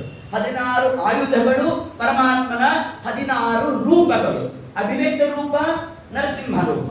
ಇದರ ಚಿಂತನೆ ಹೇಗೆ ಅಂತಂದ್ರೆ, ಈಗ ಅಭಿವ್ಯಕ್ತ ಒಂದು ಶಾಲಗ್ರಾಮವನ್ನು ನಾವು ತಗೊಂಡಾಗ ನಿಮಗೆ ಯಾರೋ ಒಬ್ರು ಒಂದು ಶಾಲಗ್ರಾಮ ಕೊಟ್ರಪ್ಪ, ಕೊಟ್ಟಾಗ ನಿಮಗೆ ಅದು ನರಸಿಂಹ ಶಾಲಗ್ರಾಮ ಅಂತ ಗೊತ್ತಾಯ್ತು ಅಂತ ಅನ್ಕೊಳ್ಳಿ. ಸ್ವಲ್ಪ ಈಸಿಯಾಗಿ ಗೊತ್ತಾಗೋದು ಅದೊಂದೇ. ಬಾಯಿ ತೆಗೆದು ಕಿಸಬಾಯಿ, ದೊಡ್ಡ ಬಾಯಿ. ಹೌದಾ? ಅದಕ್ಕೆ ಮುಂದೆ ಹೇಳ್ತಾರೆ, ಪರಪದ ನಿವಸ ಪಾತು ಮಾಂ ನರಸಿಂಹ. ಪರಮಾತ್ಮ ನರಸಿಂಹದೇವರ ಅನುಗ್ರಹ ನಮಗಾಗಬೇಕಾದರೆ ಹೆಂಗಾಗಬೇಕದು? ಪರಪದ, ಶ್ರೇಷ್ಠವಾದ ಪದ ಸ್ತೋತ್ರವನ್ನು ನಾವು ಮಾಡಿದರೆ ನರಸಿಂಹದೇವರ ಸನ್ನಿಧಾನ ಬರುತ್ತೆ ಎಂದು ತಿಳಿಸೋದು. ಇಲ್ಲಿ ಯಾರನ್ನು ಹೇಳಿದಂತೆ ಆಯಿತು? ಪ್ರಹ್ಲಾದರಾಜರನ್ನು ಹೇಳಿದಂತೆ. ಸತ್ಯಂ ವಿಧಾತುಂ ನಿಜ ಭೃತ್ಯ ಭಾಷಿತ. ಇದಕ್ಕೆ ಸತ್ಯಧರ್ಮ ತೀರ್ಥರು ಭಾರಿ ಚಂದ ವ್ಯಾಖ್ಯಾನ ಮಾಡಿದ್ದಾರೆ. ನಿಜ ಭೃತ್ಯ ಭಾಷಿತಂ ಶಬ್ದಕ್ಕೆ ಏನು ಮಾಡಿದ್ರು? ನಿಜ ಭೃತಿ ಅಭಾಷಿತಂ ಅಂತ ಶಬ್ದ ಕೊಟ್ಟು. ಭೃತಿ, ಭೃತ್ ಅಂದ್ರೆ ಏನು? ರಕ್ಷಣೆ. ತನ್ನ ನಿಜ ರಕ್ಷಣೆಗಾಗಿ, ತನ್ನ ದೇಹದ ರಕ್ಷಣೆಗಾಗಿ ಅಭಾಷಿತಂ, ಒಂದೂ ಶಬ್ದ ಆಡಿಲ್ವಂತೆ. ಯಾರು? ಪ್ರಹ್ಲಾದರಾಜ. ಆದ್ದರಿಂದ ಪ್ರಹ್ಲಾದರಾಜರ ಮಾತು ಏನಾಯಿತು? ಪರ ಪದ ನಿವಸ. ನರಸಿಂಹದೇವರ ಸನ್ನಿಧಾನ ಎಲ್ಲಿ ಪ್ರಹ್ಲಾದರಾಜರು ತೋರಿಸಿದ್ರು ಅಲ್ಲಿಂದ ಪರಮಾತ್ಮ ತಾನು ಅಭಿವ್ಯಕ್ತನಾದ. ನಾವು ಹೇಳ್ತೇವಪ್ಪ, ಕಾಣೋದೇ ಇಲ್ಲ. ಅಲ್ಲಿ ಬಂದಾಗ ಮಾತ್ರ ಪರಮಾತ್ಮ ಗೋಚರನ. ಅದನ್ನು ವಿಜೇಂದ್ರರು ತಿಳಿಸ್ತಾರೆ ನಮಗೆ. ಪರ ಪದ ನಿವಸ, ಶ್ರೇಷ್ಠವಾದ ಪದಗಳು, ಸ್ತೋತ್ರವನ್ನು ಮಾಡು. ಸ್ತೋತ್ರ ಮಾಡಿದ್ದು ಯಾವಾಗ ಅಂತಂದರೆ ಪ್ರತಿ ಕ್ಷಣ ಕ್ಷಣದಲ್ಲೂ ಎಂತಹ ದುಃಖ ಬಂದಾಗಲೂ ಪ್ರಹ್ಲಾದರಾಜರು ನರಸಿಂಹದೇವರ ಸ್ತೋತ್ರ ಮಾಡ್ತಾರೆ. ಅದಕ್ಕೆ ಅವರಿಗೊಂದು ಹೆಸರೇನು?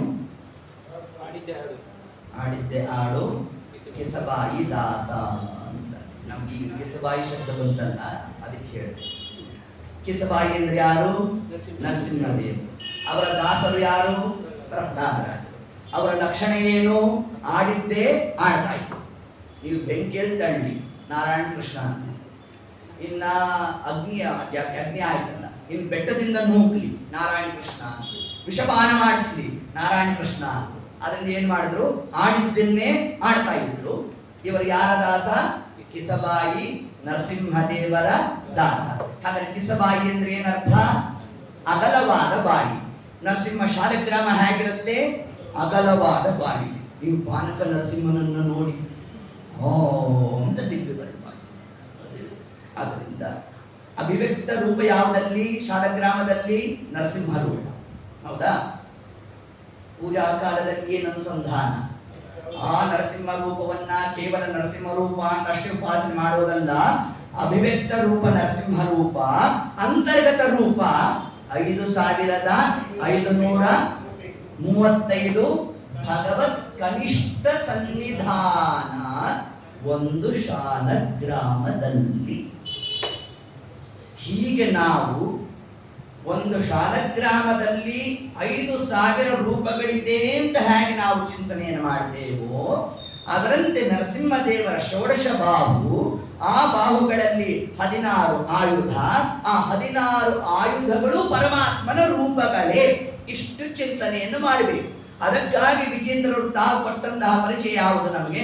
ಶಂಖಂ ಚಕ್ರಂ ಚಚಾಪಂ ಪರಶು ಅಶಮಿಷಂ.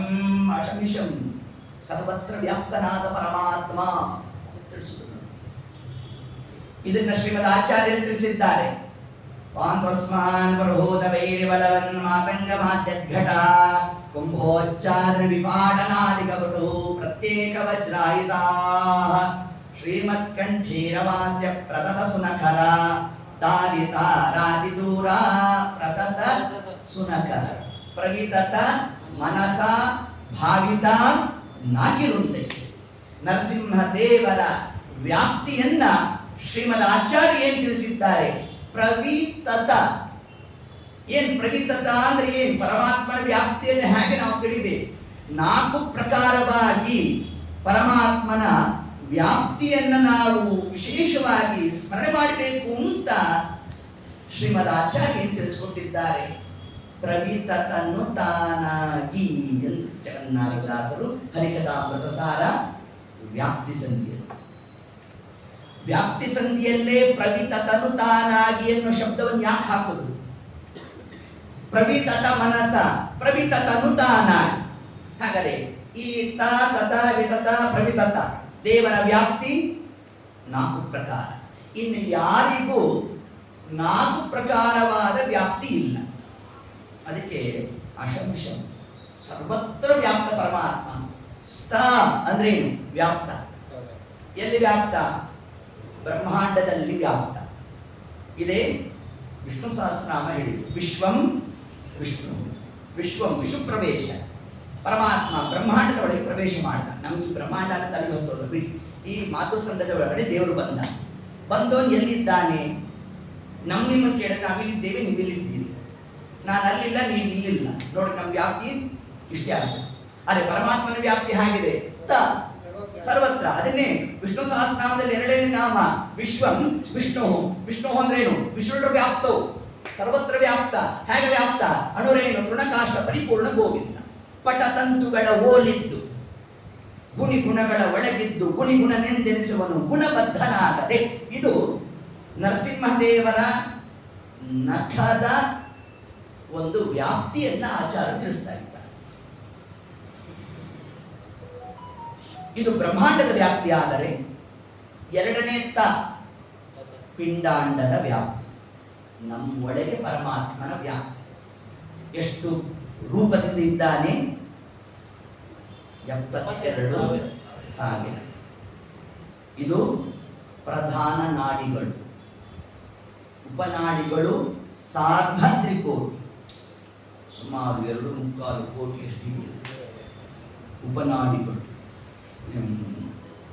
ಪ್ರಧಾನ ನಕ್ಷತ್ರಗಳು ಎಷ್ಟು? 27. ನೀವು ತಲೆ ಎತ್ತಿ ನೋಡಿದ್ರೆ 100 ನಕ್ಷತ್ರ ಕಾಣುತ್ತೆ. ನೀವು ಹೇಳಿದ್ದೇನು? 27. ಇದು ಉಪನಕ್ಷತ್ರಗಳು ಅಂತ ಹ್ಯಾಂಗೆ ನಾವು ತಗೊಂತೇವೋ, ಪ್ರಧಾನ 27 ಅಂತ ಹ್ಯಾಂಗೆ ನಾವು ಗ್ರಹಣ ಮಾಡಿದ್ದೇವೋ, ಅದರಿಂದ ನಮ್ಮ ಶರೀರದಲ್ಲಿ ನಾಡಿಗಳು ಪ್ರಧಾನವಾಗಿ 72,000, ಉಪನಾಡಿಗಳು 2.25 ಕೋಟಿಯಷ್ಟಿರ್ತಕ್ಕಂಥದ್ದು ಅಂತ ಏನು ತಿಳಿಸಿದ್ದಾರೋ ಆ ಉಪನಾಡಿಗಳಲ್ಲಿ ಪರಮಾತ್ಮನ ರೂಪಗಳು. ಹಾಗಾದರೆ ಪರಮಾತ್ಮನ ವ್ಯಾಪ್ತಿ ಏನಾಯಿತು? ತತ. ಬ್ರಹ್ಮಾಂಡ ಪಿಂಡಾಂಡದಲ್ಲಿ ದೇವರ ವ್ಯಾಪ್ತಿ. ಇನ್ನು 3ನೇದು ವಿತತ. ವಿತತೆಯಿಂದ ಯಾವ ಬ್ರಹ್ಮವಾಯುಗಳ ವ್ಯಾಪ್ತಿ ಒಂದು ಹಂತಕ್ಕೆ ನಿಲ್ಲುತ್ತೋ ಅಲ್ಲಿಂದಲೂ ಲಕ್ಷ್ಮೀನಾರಾಯಣರ ವ್ಯಾಪ್ತಿ ಪ್ರಾರಂಭ ಆಗುತ್ತೆ. ಬ್ರಹ್ಮವಾಯುಗಳ ವ್ಯಾಪ್ತಿಯಲ್ಲಿ ತನಕ ಭೂತಾಕಾಶದಲ್ಲಿ ಮಾತ್ರ ಬ್ರಹ್ಮವಾಯುಗಳ ವ್ಯಾಪ್ತಿ. ಆದ್ರೆ ಮೇಲಿರ್ತಕ್ಕಂಥದ್ದು ಯಾವುದು? ಅವ್ಯಾಕೃತ ಆಕಾಶ. ಅಂದ್ರೆ ಬ್ರಹ್ಮಾಂಡದ ಮೇಲ್ಭಾಗದಲ್ಲಿರ್ತಕ್ಕಂತಹ 9 ಆವರಣಗಳು, ಅದೇ ಅವ್ಯಕ್ತ ತತ್ವ. ಆ ಅವ್ಯಕ್ತ ತತ್ವವನ್ನೇ ಅದೇ ಚಿತ್ ಪ್ರಕೃತಿ. ಆ ಚಿತ್ ಪ್ರಕೃತಿಯಲ್ಲಿರ್ತಕ್ಕಂಥದ್ದಲ್ಲಿ ಲಕ್ಷ್ಮೀನಾರಾಯಣರು ಮಾತ್ರ ವ್ಯಾಪಾರ ನಡೆಸ್ತಾರೆ. ಬ್ರಹ್ಮವಾಯುಗಳು ವ್ಯಾಪ್ತಿ ಇಲ್ಲ. ಅದನ್ನು ಪರಮಾತ್ಮ ಏನಾದ? ವಿತತನಾದ. ಈಗ ಲಕ್ಷ್ಮೀನಾರಾಯಣರ ವ್ಯಾಪ್ತಿ ಇದೆ ಅಂತ ಹೇಳಿದ್ವಿ ಅಲ್ವಾ? ಹಾಗಾದ್ರೆ ಲಕ್ಷ್ಮೀದೇವಿಗೂ ಪರಮಾತ್ಮನಿಗೂ ಸಾಮ್ಯತೆ ಬಂತು. ಅದಕ್ಕೆ ಆಚಾರ ಅಂದ್ರೆ ಯಾವ ಲಕ್ಷ್ಮೀದೇವಿ ಅವ್ಯಾಕೃತ ಆಕಾಶಕ್ಕೆ ಅಭಿಮಾನಿಯಾಗಿ ವ್ಯಾಪ್ತನಾಗಿದ್ದಾಳೋ ಅವಳಲ್ಲೂ ಯಾರು ವ್ಯಾಪ್ತನೋ ಅವನು ಪ್ರವಿತತ. ಪ್ರಕೃಷ್ಟೇನ ವಿತತ.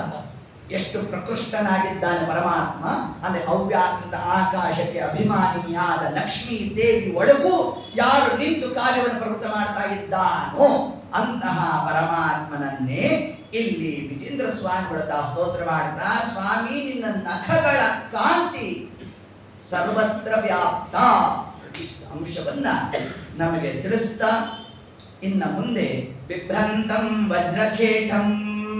ವಜ್ರ ಈಗ ನಿನ್ನೆ ದಿವಸ ಹೇಳ್ಬಿಟ್ಟಿದ್ದೇನೆ ವಜ್ರ ಶಬ್ದಾರ್ಥವನ್ನ. ವಜ್ರ ಅಂದ್ರೆ ಸಮಸ್ತವಾದ ಎದುರಾಳಿಯನ್ನ ನಿಗ್ರಹ ಮಾಡ್ತಕ್ಕಂಥದ್ದು ಯಾವುದಿದೆಯೋ ಆ ಒಂದು ರೂಪವೇ ವಜ್ರ ಅಂತ ಕರೆದಿದ್ದಾರೆ. ಇಷ್ಟನ್ನು ಹೇಳ್ತಾ ಹಲಮುಸಲಗದ ಕುಂಜಮುಗ್ರದಂಶ್ರಂ ಇಷ್ಟು ಹೇಳಿದ ಮೇಲೆ ಮುಂದೆ ಜ್ವಾಲಾ ಕೇಶಂ ತ್ರಿನೇತ್ರಂ. ಪರಮಾತ್ಮನ ಸ್ಥೂಲವಾಗಿ ಅರ್ಥವನ್ನು ನಾವು ತಗೊಂಡಾಗ ಜ್ವಾಲಾ ಕೇಶಂ, ಜ್ವಾಲಾ ಅಗ್ನಿ, ಕ ನೀರು. ಇವರಿಬ್ಬರಿಗೂ ಈಶ, ಅದು ಪರಮಾತ್ಮ. ಅಂದರೆ ಅಗ್ನಿ ವರುಣರು ಯಾರಿದ್ದಾರೆ ಅವರು ಪರಮಾತ್ಮನ ಅಧೀನ ಅಂತ ತಿಳಿಸುತ್ತಾರೆ. ಸಂಸೃಷ್ಟಂ ಧನಮುಭಯಂ ಸಮಾಕ್ರೋಧಮಸ್ಮಭ್ಯಂ ದತ್ತ ವರುಣಸ್ಯ ಮನ್ಯು. ಮನ್ಯು ಸೂಕ್ತದ ನಿರ್ವಚನ ಇದು. ವರುಣಸ್ಯ ಕ ಅಂದ್ರೆ ಏನು? ನೀರು. ಇನ್ನ ಜ್ವಾಲ ಅಂದ್ರೆ ಏನು? ಅಗ್ನಿ. ಇವೆರಡು ಪರಮಾತ್ಮ ತಾನು ತನ್ನ ಅಧೀನದಲ್ಲಿ ಇಟ್ಕೊಂಡಿದ್ದಾನೆ ಅಂತ ವಿಜೇಂದ್ರ ಸ್ವಾಮಿಗಳು ಇದನ್ನು ತಾವು ಹೇಳಬೇಕಾದರೆ ವರುಣಸ್ಯ ಮನ್ಯು. ಮನ್ಯು ಅಂದ್ರೆ ಅಗ್ನಿ ಅಂತ ಒಂದರ್ಥ, ಇನ್ನು ವರುಣ ಅಂದ್ರೆ ನೀರು. ಇವೆರಡು ಒಂದೇ ಸ್ಥಳದಲ್ಲಿ ವ್ಯಾಪಾರ. ಇದು ಪರಮಾತ್ಮನ ಅದ್ಭುತವಾದ ಕ್ರಿಯೆ. ಜಾಗವನ್ನು ಅಲ್ರಿ ಇಬ್ರು ಅದ್ಯಾಪಿ ಶತ್ರುಗಳು. ಇವರಿದ್ರೆ ಅವರಿರ ಕಾಲ, ಇವರಿದ್ರೆ ಅವರಿರ ಕಾಲ. ಅದು ಇವರು ಅವರಲ್ಲಿ ಅಂತರ್ಗತ. ನೀರಿನಲ್ಲಿ ಅಗ್ನಿ ಅಂತರ್ಗತ. ನೀರಿನಿಂದ ಹುಟ್ಟಿದ ಯಾವುದು? ಅಗ್ನಿ ತತ್ವ. ಆಕಾಶಾತ್ ಅಸೃಜದ್ವಾಯು, ವಾಯು ತೇಜ, ತೇಜ ಸಲಿಲಂ ತಸ್ಮಾತ್ ಪೃಥ್ವಿ ಅಸೃಜದ್ ವಿಭು. ಹೀಗೆ ಆ ಕ್ರಮದಲ್ಲಿ ನಮಗೇನು ಅಗ್ನಿ ಮತ್ತು ವರುಣ ಇಬ್ರು ಒಂದೇ ಸ್ಥಳದಲ್ಲಿದ್ದು ಕಾರ್ಯ ಮಾಡುವಂತೆ ಪರಮಾತ್ಮ ತಾನು ನಡೆಸಿದ್ದಾನೆ. ಅದೆಲ್ಲಿ ಅಂತಂದ್ರೆ ನಾಲಿಗೆಯಲ್ಲಿ. ನಾಲಿಗೆಯಲ್ಲಿ ಇಬ್ಬರ ಸನ್ನಿಧಾನ, ಒಂದು ಅಗ್ನಿ ಒಂದು ವರುಣ. ಒಬ್ರು ಹಚ್ಕೊಡೋಕ್ಕೆ, ಒಬ್ರು ಶಾಂತ ಮಾಡಿ. ಯಾರ ಬಗ್ಗೆ ನೀವೇನೋ ಹೇಳ್ಬಿಟ್ವಿ, ಅಂದ್ಬಿಟ್ರು, ಏ ಹಂಗಲ್ಲಪ್ಪ ಸುಮ್ಮನೆ ಹಾಸ್ಯಕ್ಕೆ ಹೇಳಿದ್ದು ಅಂತ ತಣ್ಣಗೆ ಮಾಡಿಬಿಟ್ಟು. ಈ ತಣ್ಣಗೆ ಮಾಡಿದ್ಯಾರು? ವರುಣದೇವರು. ಹಚ್ಕೊಟ್ಟಿದ್ದವ್ರು ಯಾರು? ಅಗ್ನಿದೇವರು. ಹಂಗಲ್ಲ, ಸುಮ್ಮನೆ ಹೇಳಿದ್ದಷ್ಟೇ. ಅಗ್ನಿದೇವರ ಕಾರ್ಯ ಏನು? ನಾಲಿಗೆಯಲ್ಲಿ ವಾಕ್ ಅಭಿಮಾನಿಗಳಾಗಿ ಅಗ್ನಿದೇವರಿದ್ದಾರೆ. ಅದಕ್ಕೆ ಅಗ್ನಿ ಮಾಧ್ಯಮ. ಯಾವ ರೀತಿ? ದೇವರನ್ನು ನಾವು ಹೊಂದಬೇಕಾದರೆ, ಒಂದಾಗಿ ಭೌತಿಕವಾಗಿ ನಾವು ತಗೋಬೇಕಾದರೆ, ಹೋಮವನ್ನು ನಾವು ಮಾಡಬೇಕಾದರೆ ಮಾಧ್ಯಮ ಯಾವುದು? ಅಗ್ನಿ. ಹೌದಾ? ಈಗ ನಾವು ದೇವರನ್ನು ಸ್ತೋತ್ರ ಮಾಡಬೇಕಾದರೆ ಮಾಧ್ಯಮ ಯಾವುದು? ವಾಕ್. ವಾಕ್ ಅಭಿಮಾನಿಗಳು ಯಾರು? ಅಗ್ನಿದೇವ. ಆದ್ದರಿಂದ ಅಗ್ನಿ ದೇವರ ಅಧೀನ. ಇದರಿಂದ ನಮಗೇನು ತಿಳಿಸಿದ್ರು ಏತದ್ ವಿಷಯದಿಂದ ಅಂತಂದ್ರೆ, ಇದರಿಂದ ಪರಮಾತ್ಮ ಸರ್ವಶಬ್ದ ವಾಚ್ಯತ್ವವನ್ನ ಇಲ್ಲಿ ಪ್ರತಿಪಾದನೆ ಮಾಡ್ತಾರೆ ವಿಜೇಂದ್ರರು. ಅದೇ ಹಾಗೆ ಪರಪದ ನಿವಸಃ, ಯಾವ ಶಬ್ದ ತಗೊಂಡ್ರೂ ಕೂಡ ಅದರಿಂದ ಪರಮಾತ್ಮನೇ ಪ್ರತಿಪಾದ್ಯ ಅಂತ ತಗೊಂಡ್ರು. ಹೇಗೆ ಅಂತಂದ್ರೆ ಜ್ವಾಲಾ ಅಂದ್ರೆ ಏನು? ಅಗ್ನಿ. ಹೌದಾ? ಈ ಅಗ್ನಿ ಋಗ್ವೇದದ ಮೊದಲನೇ ಮಂತ್ರ ಯಾವುದು? ಅಗ್ನಿ ಸೂಕ್ತ.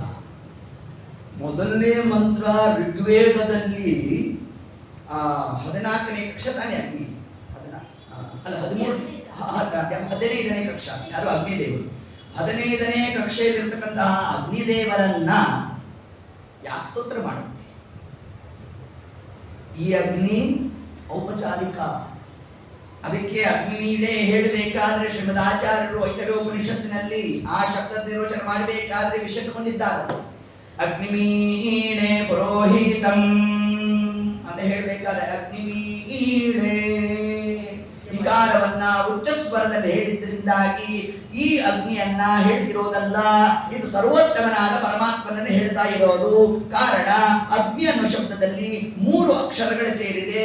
ಅಗ ನ ಇ ಅಂತ 3 ಶಬ್ದಗಳಿದೆ. ಅಗದಂತೆ ಇರ್ತಕ್ಕಂಥವ ಯಾರು? ಅಗ ಅಂದ್ರೆ ಏನು? ಜಡ. ಜಡವತಿ ಇರೋರು ಯಾರು? ಜೀವರು. ಅದು ದೇವತೆಗಳಾಗ್ಲಿ ಯಾರಾದ್ರೂ ಆಗಲಿ. ಜಡದಂತೆ ಇರುವ ಈ 15ನೇ ಕಕ್ಷೆಯ ಅಗ್ನಿಯಲ್ಲಿ ನಯತಿ ಪ್ರೇರಣೆಯನ್ನ ಮಾಡಿ ಅವನಲ್ಲಿ ಆ ಶಾಕಾದಿ ಗುಣವನ್ನ ಯಾರು ಕೊಟ್ಟಿದ್ದಾನೋ ಅವನೇ ಇಕಾರ ವಾಚ್ಯನಾದ ಪರಮಾತ್ಮ. ಅವ ಉತ್ಕೃಷ್ಟನಾಗಿದ್ದಾನೆ. ಅದನ್ನೇ ಅಗ್ನಿಮೀಳೆ ಪುರೋಹಿತಂ ಅನ್ನೋ ಶಬ್ದದಲ್ಲಿ ಇಕಾರವನ್ನು ಉಚ್ಚಸ್ವರದಲ್ಲಿ ಹೇಳಿದ್ದರ ಆಂತರ್ಯ ಪರಮಾತ್ಮನೇ ಅಗ್ನಿ ಶಬ್ದ ವಾಚ್ಯ ಅಂತ ತಿಳಿಸ್ಕೊ. ತನ್ನಿಮಿತ್ತ ಜ್ವಾಲಾ ಕೇಶಂ ಒಂದಾಗಿ ಭೌತಿಕವಾಗಿ ನರಸಿಂಹದೇವರು ತಾವು ಕಂಬದಿಂದ ಪ್ರಕಟರಾದಾಗ ಪರಮಾತ್ಮ ತನ್ನ ಹಾವಭಾವವನ್ನು ಹೇಗೆ ತೋರ್ತಾ ಇದ್ದ ಅದನ್ನು ವಿಜೇಂದ್ರ ಸ್ವಾಮಿಗಳು ತಾವು ವರ್ಣನೆಯನ್ನು ಮಾಡ್ತಾ ಇರಬೇಕು. ಅದನ್ನು ನೋಡೋ ಕಾಲಕ್ಕೆ ದೇವತೆಗಳು ಹೆದರ್ತಾ ಇದ್ದಾರಂತೆ. ಅಂತಹ ರೂಪವನ್ನು ಪರಮಾತ್ಮ ತಾನನ್ನು ಪ್ರಕಟ ಮಾಡಿದ್ರೆ ಇನ್ನು ಅದರಿಂದ ಏನ್ ತಿಳಿಸ್ತಾ ಇದ್ದಾನೆ ಅಂತಂದ್ರೆ ಈ ಅಗ್ನಿ ವರುಣ ಏನೇನು ಭೂತಾಕಾಶಗಳು ಅಂತಿದೆಯೋ ಅದೆಲ್ಲವೂ ನನ್ನ ಅಧೀನ ಅನ್ನೋ ಒಂದು ವಿಶಿಷ್ಟವಾದ ಅಂಶವನ್ನೇ ಪರಮಾತ್ಮ ತಾನಲ್ಲಿ ಹೇಳಿದ್ದ. ಇನ್ನ ತ್ರಿನೇತ್ರಂ ತಿಳಿಸು.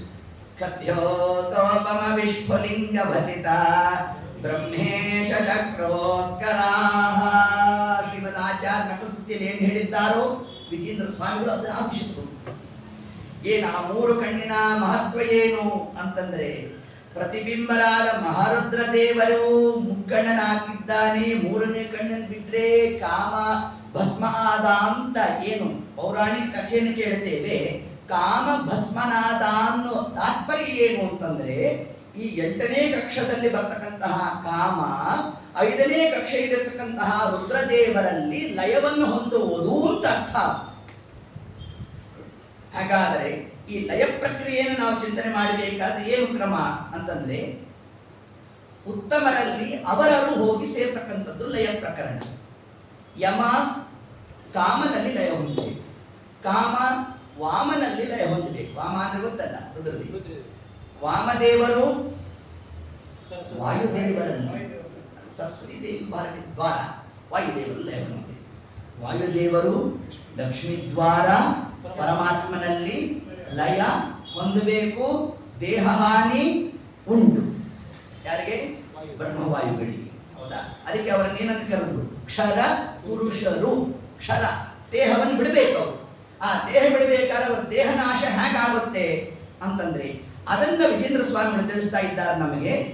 ತ್ರಿನೇತ್ರಂ ಜ್ವಲದ ನಲನಿಭಂ. ಏನು ಆ ನರಸಿಂಹದೇವರ ಮೂರನೇ ಕಣ್ಣಿನಿಂದ ಬಂದಿರತಕ್ಕಂತಹ ಖದ್ಯೋ ತೋಪಮ ವಿಷ್ಣುಲಿಂಗ ಭಸಿತ ಬ್ರಹ್ಮೇಶ ಚಕ್ರೋತ್ಕರ. ಬ್ರಹ್ಮಾದಿ ದೇವತೆಗಳ ಶರೀರ 30 ಲಕ್ಷಣೋಪೇತವಾಗಿರ್ತಕ್ಕಂತಹ ಬ್ರಹ್ಮವಾಯುಗಳ ಶರೀರ ಧಗ್ಗಂತ ಹತ್ಕೊಳ್ಳುತ್ತಂತೆ. ಅಷ್ಟು ಮಹಿಮಾ ನರಸಿಂಹದೇವರ ಮೂರನೇ ಕಣ್ಣಿನಿಂದ ಬಂದಿರತಕ್ಕಂತಹ ಒಂದು ಕಿಡಿ, ಖದ್ಯೋತ ಒಂದು ಕಿಡಿ. ಆ ಒಂದು ಕಿಡಿ ಮಹತ್ತತ್ವಾಭಿಮಾನಿಗಳಾದ ಬ್ರಹ್ಮದೇವರ ಶರೀರ ಭಸ್ಮ ಆಗ್ತಾ ಇದೆ ಅಂತಂದ್ರೆ ಅಂತಹ ನರಸಿಂಹದೇವರು ಪಾತುಮಾಂ ನಮ್ಮನ್ನ ರಕ್ಷಿಸಲಿ, ರಕ್ಷಣೆ ಮಾಡಲಿ ಅಂತ ಏತತ್ ಕ್ರಮದಿಂದ ನಮಗೆ ತಿಳಿಸುತ್ತಾರೆ. ಇದನ್ನೇ ನಮ್ಮ ವಾದೇಂದ್ರ ಸ್ವಾಮಿಗಳು ತಾವು ಹೇಳ್ತಾರೆ. ನರಸಿಂಹದೇವರ 3 ಕಣ್ಣುಗಳು ಅನ್ನೋದನ್ನೇ ತಾವು ವಿಶೇಷವಾಗಿ ಎಲ್ಲಿ ಉಲ್ಲೇಖ ಮಾಡಿದ್ರೆ ಇದನ್ನ ಅಂತಂದ್ರೆ ನೇತ್ರಾಣೀವತ್ರಯೋಪಿ ತ್ರಿಜಗತಿ ಬೃಹರೇ ರಿಂಧತೆ ಯತ್ ಪ್ರಬಂಧ ಯದ್ವಾ ಗದ್ವೈತ ವಿದ್ಯಾ ಅಚಲ ಕುಲ ಕುಲಿಶಾ ಪ್ರೌಢಿಮಾಢೌಕತೆ ಸಹ ಶ್ರೇಯೋ ಭೂಯೋ ವಿದದ್ಯ ಸುಮಹಿತ ಮಹಿಮಾ ಸಂಪ್ರತಿ ವ್ಯಾಸರಾಜಃ. ವ್ಯಾಸರಾಜರಿಂದ ಪ್ರಣೀತವಾಗಿರ್ತಕ್ಕಂತಹ ನ್ಯಾಯಾಮೃತ, ಚಂದ್ರಿಕಾ, ಧರ್ಮತಾಂಡವ ಈ 3 ಗ್ರಂಥಗಳು ಹೇಗೆ ನರಸಿಂಹದೇವರ ಮೂರನೇ ಕಣ್ಣು ಬ್ರಹ್ಮಾದಿ ದೇವತೆಗಳ ಶರೀರವನ್ನು ಭಸ್ಮ ಮಾಡ್ತದೋ ಅದರಂತೆ ವ್ಯಾಸರಾಜರ 3 ಗ್ರಂಥಗಳು ನರಸಿಂಹದೇವರ 3 ಕಣ್ಣಿಗೆ ಸಾದೃಶ್ಯ ಅಂತ. ಪರಮತಿಯರ ಆ ಒಂದು ವಾದವನ್ನ ಭಸ್ಮ ಮಾಡೋದ್ರಲ್ಲಿ ವ್ಯಾಸರಾಜರ ಗ್ರಂಥ ಏತತ್ ಕ್ರಮದಲ್ಲಿ ಉಂಟು ಅಂತ ನಾವು ಹೇಳಬೇಕಾದ್ರೆ ನೇತ್ರ ನೀವತ್ರಯೋಪಿ ನರಸಿಂಹದೇವರಿಗೆ 3 ಕಣ್ಣಿನ ಉಪಾಸನೆಯನ್ನು ಮಾಡಬೇಕು ಅಂತ ನಮ್ಮ ವಾದೇಂದ್ರರು ತಾವು ಹೇಳಬೇಕಾದ್ರೆ ಅದಕ್ಕೆ ಸಾಕ್ಷಿಯಾಗಿ ನಮಗೆ ವಿಜೇಂದ್ರ ಸ್ವಾಮಿಗಳ ತಾವು ಸ್ತೋತ್ರ ಮಾಡಬೇಕಾದ್ರೆ ತ್ರಿನೇತ್ರಂ 3 ಕಣ್ಣುಗಳು ಅಂತ ತಿಳಿಸೋದು. ಬಿಂಬ ಹೇಗೋ ಪ್ರತಿಬಿಂಬ ಹಾಗೆ. ಬಿಂಬನಾದ ನರಸಿಂಹನಿಗೆ 3 ಕಣ್ಣು, ಪ್ರತಿಬಿಂಬರಾದ ರುದ್ರದೇವರಿಗೂ 3 ಕಣ್ಣು. ಹಾಗಾದ್ರೆ ಮುಕ್ಕಣ್ಣ ಅಂತ ಅಂದಾಗ ಮೊದಲಿಗೆ ನಮ್ಮ ತಲೆಗೆ ಬರಬೇಕಾದದ್ದು ಯಾರು? ನರಸಿಂಹದೇವರು. ತರುವಾಯ ರುದ್ರದೇವರನ್ನು ನಾವು ಚಿಂತನೆ ಮಾಡಬೇಕು ಅನ್ನೋ ಒಂದು ಕ್ರಮವನ್ನೇ ಒಂದೇ ಪ್ರತ್ಯೇಕ ರೂಪ. ಇಂತಹ ರೂಪ ಇನ್ನೊಬ್ರು ಧಾರಣೆ ಮಾಡ್ತಾರೆ ಆಮೇಲೆ ಅರ್ಥ ಮಾಡಬೇಕು. ಸತ್ಯಂ ಪರಂ ಧೀಮಹಿ ಪರಮಾತ್ಮ ಅದೇ ಪ್ರತ್ಯೇಕ ರೂಪ. ಪ್ರತ್ಯೇಕ ಅಂದ್ರೆ ಏನು? ಲೋಕ ವಿಲಕ್ಷಣ. ಪ್ರತ್ಯೇಕ ಅಂದ್ರೆ ಇನ್ನೊಬ್ರು ಇಂತಹ ರೂಪವನ್ನು ಧಾರಣೆ ಮಾಡ್ಕೊಂಡು ಬಂದ್ರು, ಹಿಂಗ್ ತೋರಿಸಿದ್ರು ಅಂತ ಅರ್ಥ ಅಲ್ಲ. ಎಷ್ಟು ಪ್ರತ್ಯೇಕ ಅದು, ಅಪ್ರಾಕೃತ ಅದು ಶ್ರೀಮದ್ ಆಚಾರ್ಯ. ಅದನ್ನೇ ಇಲ್ಲಿ ವಿಜೇಂದ್ರ ಸ್ವಾಮಿಗಳು ತಾವು ತಿಳಿಸಬೇಕಾದರೆ ಪ್ರತ್ಯೇಕ ರೂಪಮಂದು. ಏನು ಪ್ರತ್ಯೇಕ ರೂಪಮಂತಂದ್ರೆ ಏನು ಪ್ರತ್ಯೇಕವಾದ ರೂಪ? ಹಂಗಲ್ಲ, ಕನ್ನಡದ ಪ್ರತ್ಯೇಕ ಅಂತ ಅರ್ಥ ಮಾಡೋದಲ್ಲ, ಲೋಕ ವಿಲಕ್ಷಣವಾದ ರೂಪ ಅಂತ ಒಂದರ್ಥ. ಇನ್ನೊಬ್ಬರು ಇಂತಹ ರೂಪ ಧಾರಣೆ ಮಾಡ್ಲಿಕ್ಕೆ ಆಗೋಲ್ಲ ಅಂತ ಒಂದರ್ಥ. ವಿಶಿಷ್ಟ. ಹೇಗೆ ವಿಶಿಷ್ಟ? ಅದು ಅಪ್ರಾಕೃತ. ಅದನ್ನು ಆಚಾರ್ಯರು ತಿಳಿಸಿದ್ದಾರೆ. ಶ್ರೀಮತ್ ಕಂಠೀರವಾಸ್ಯ,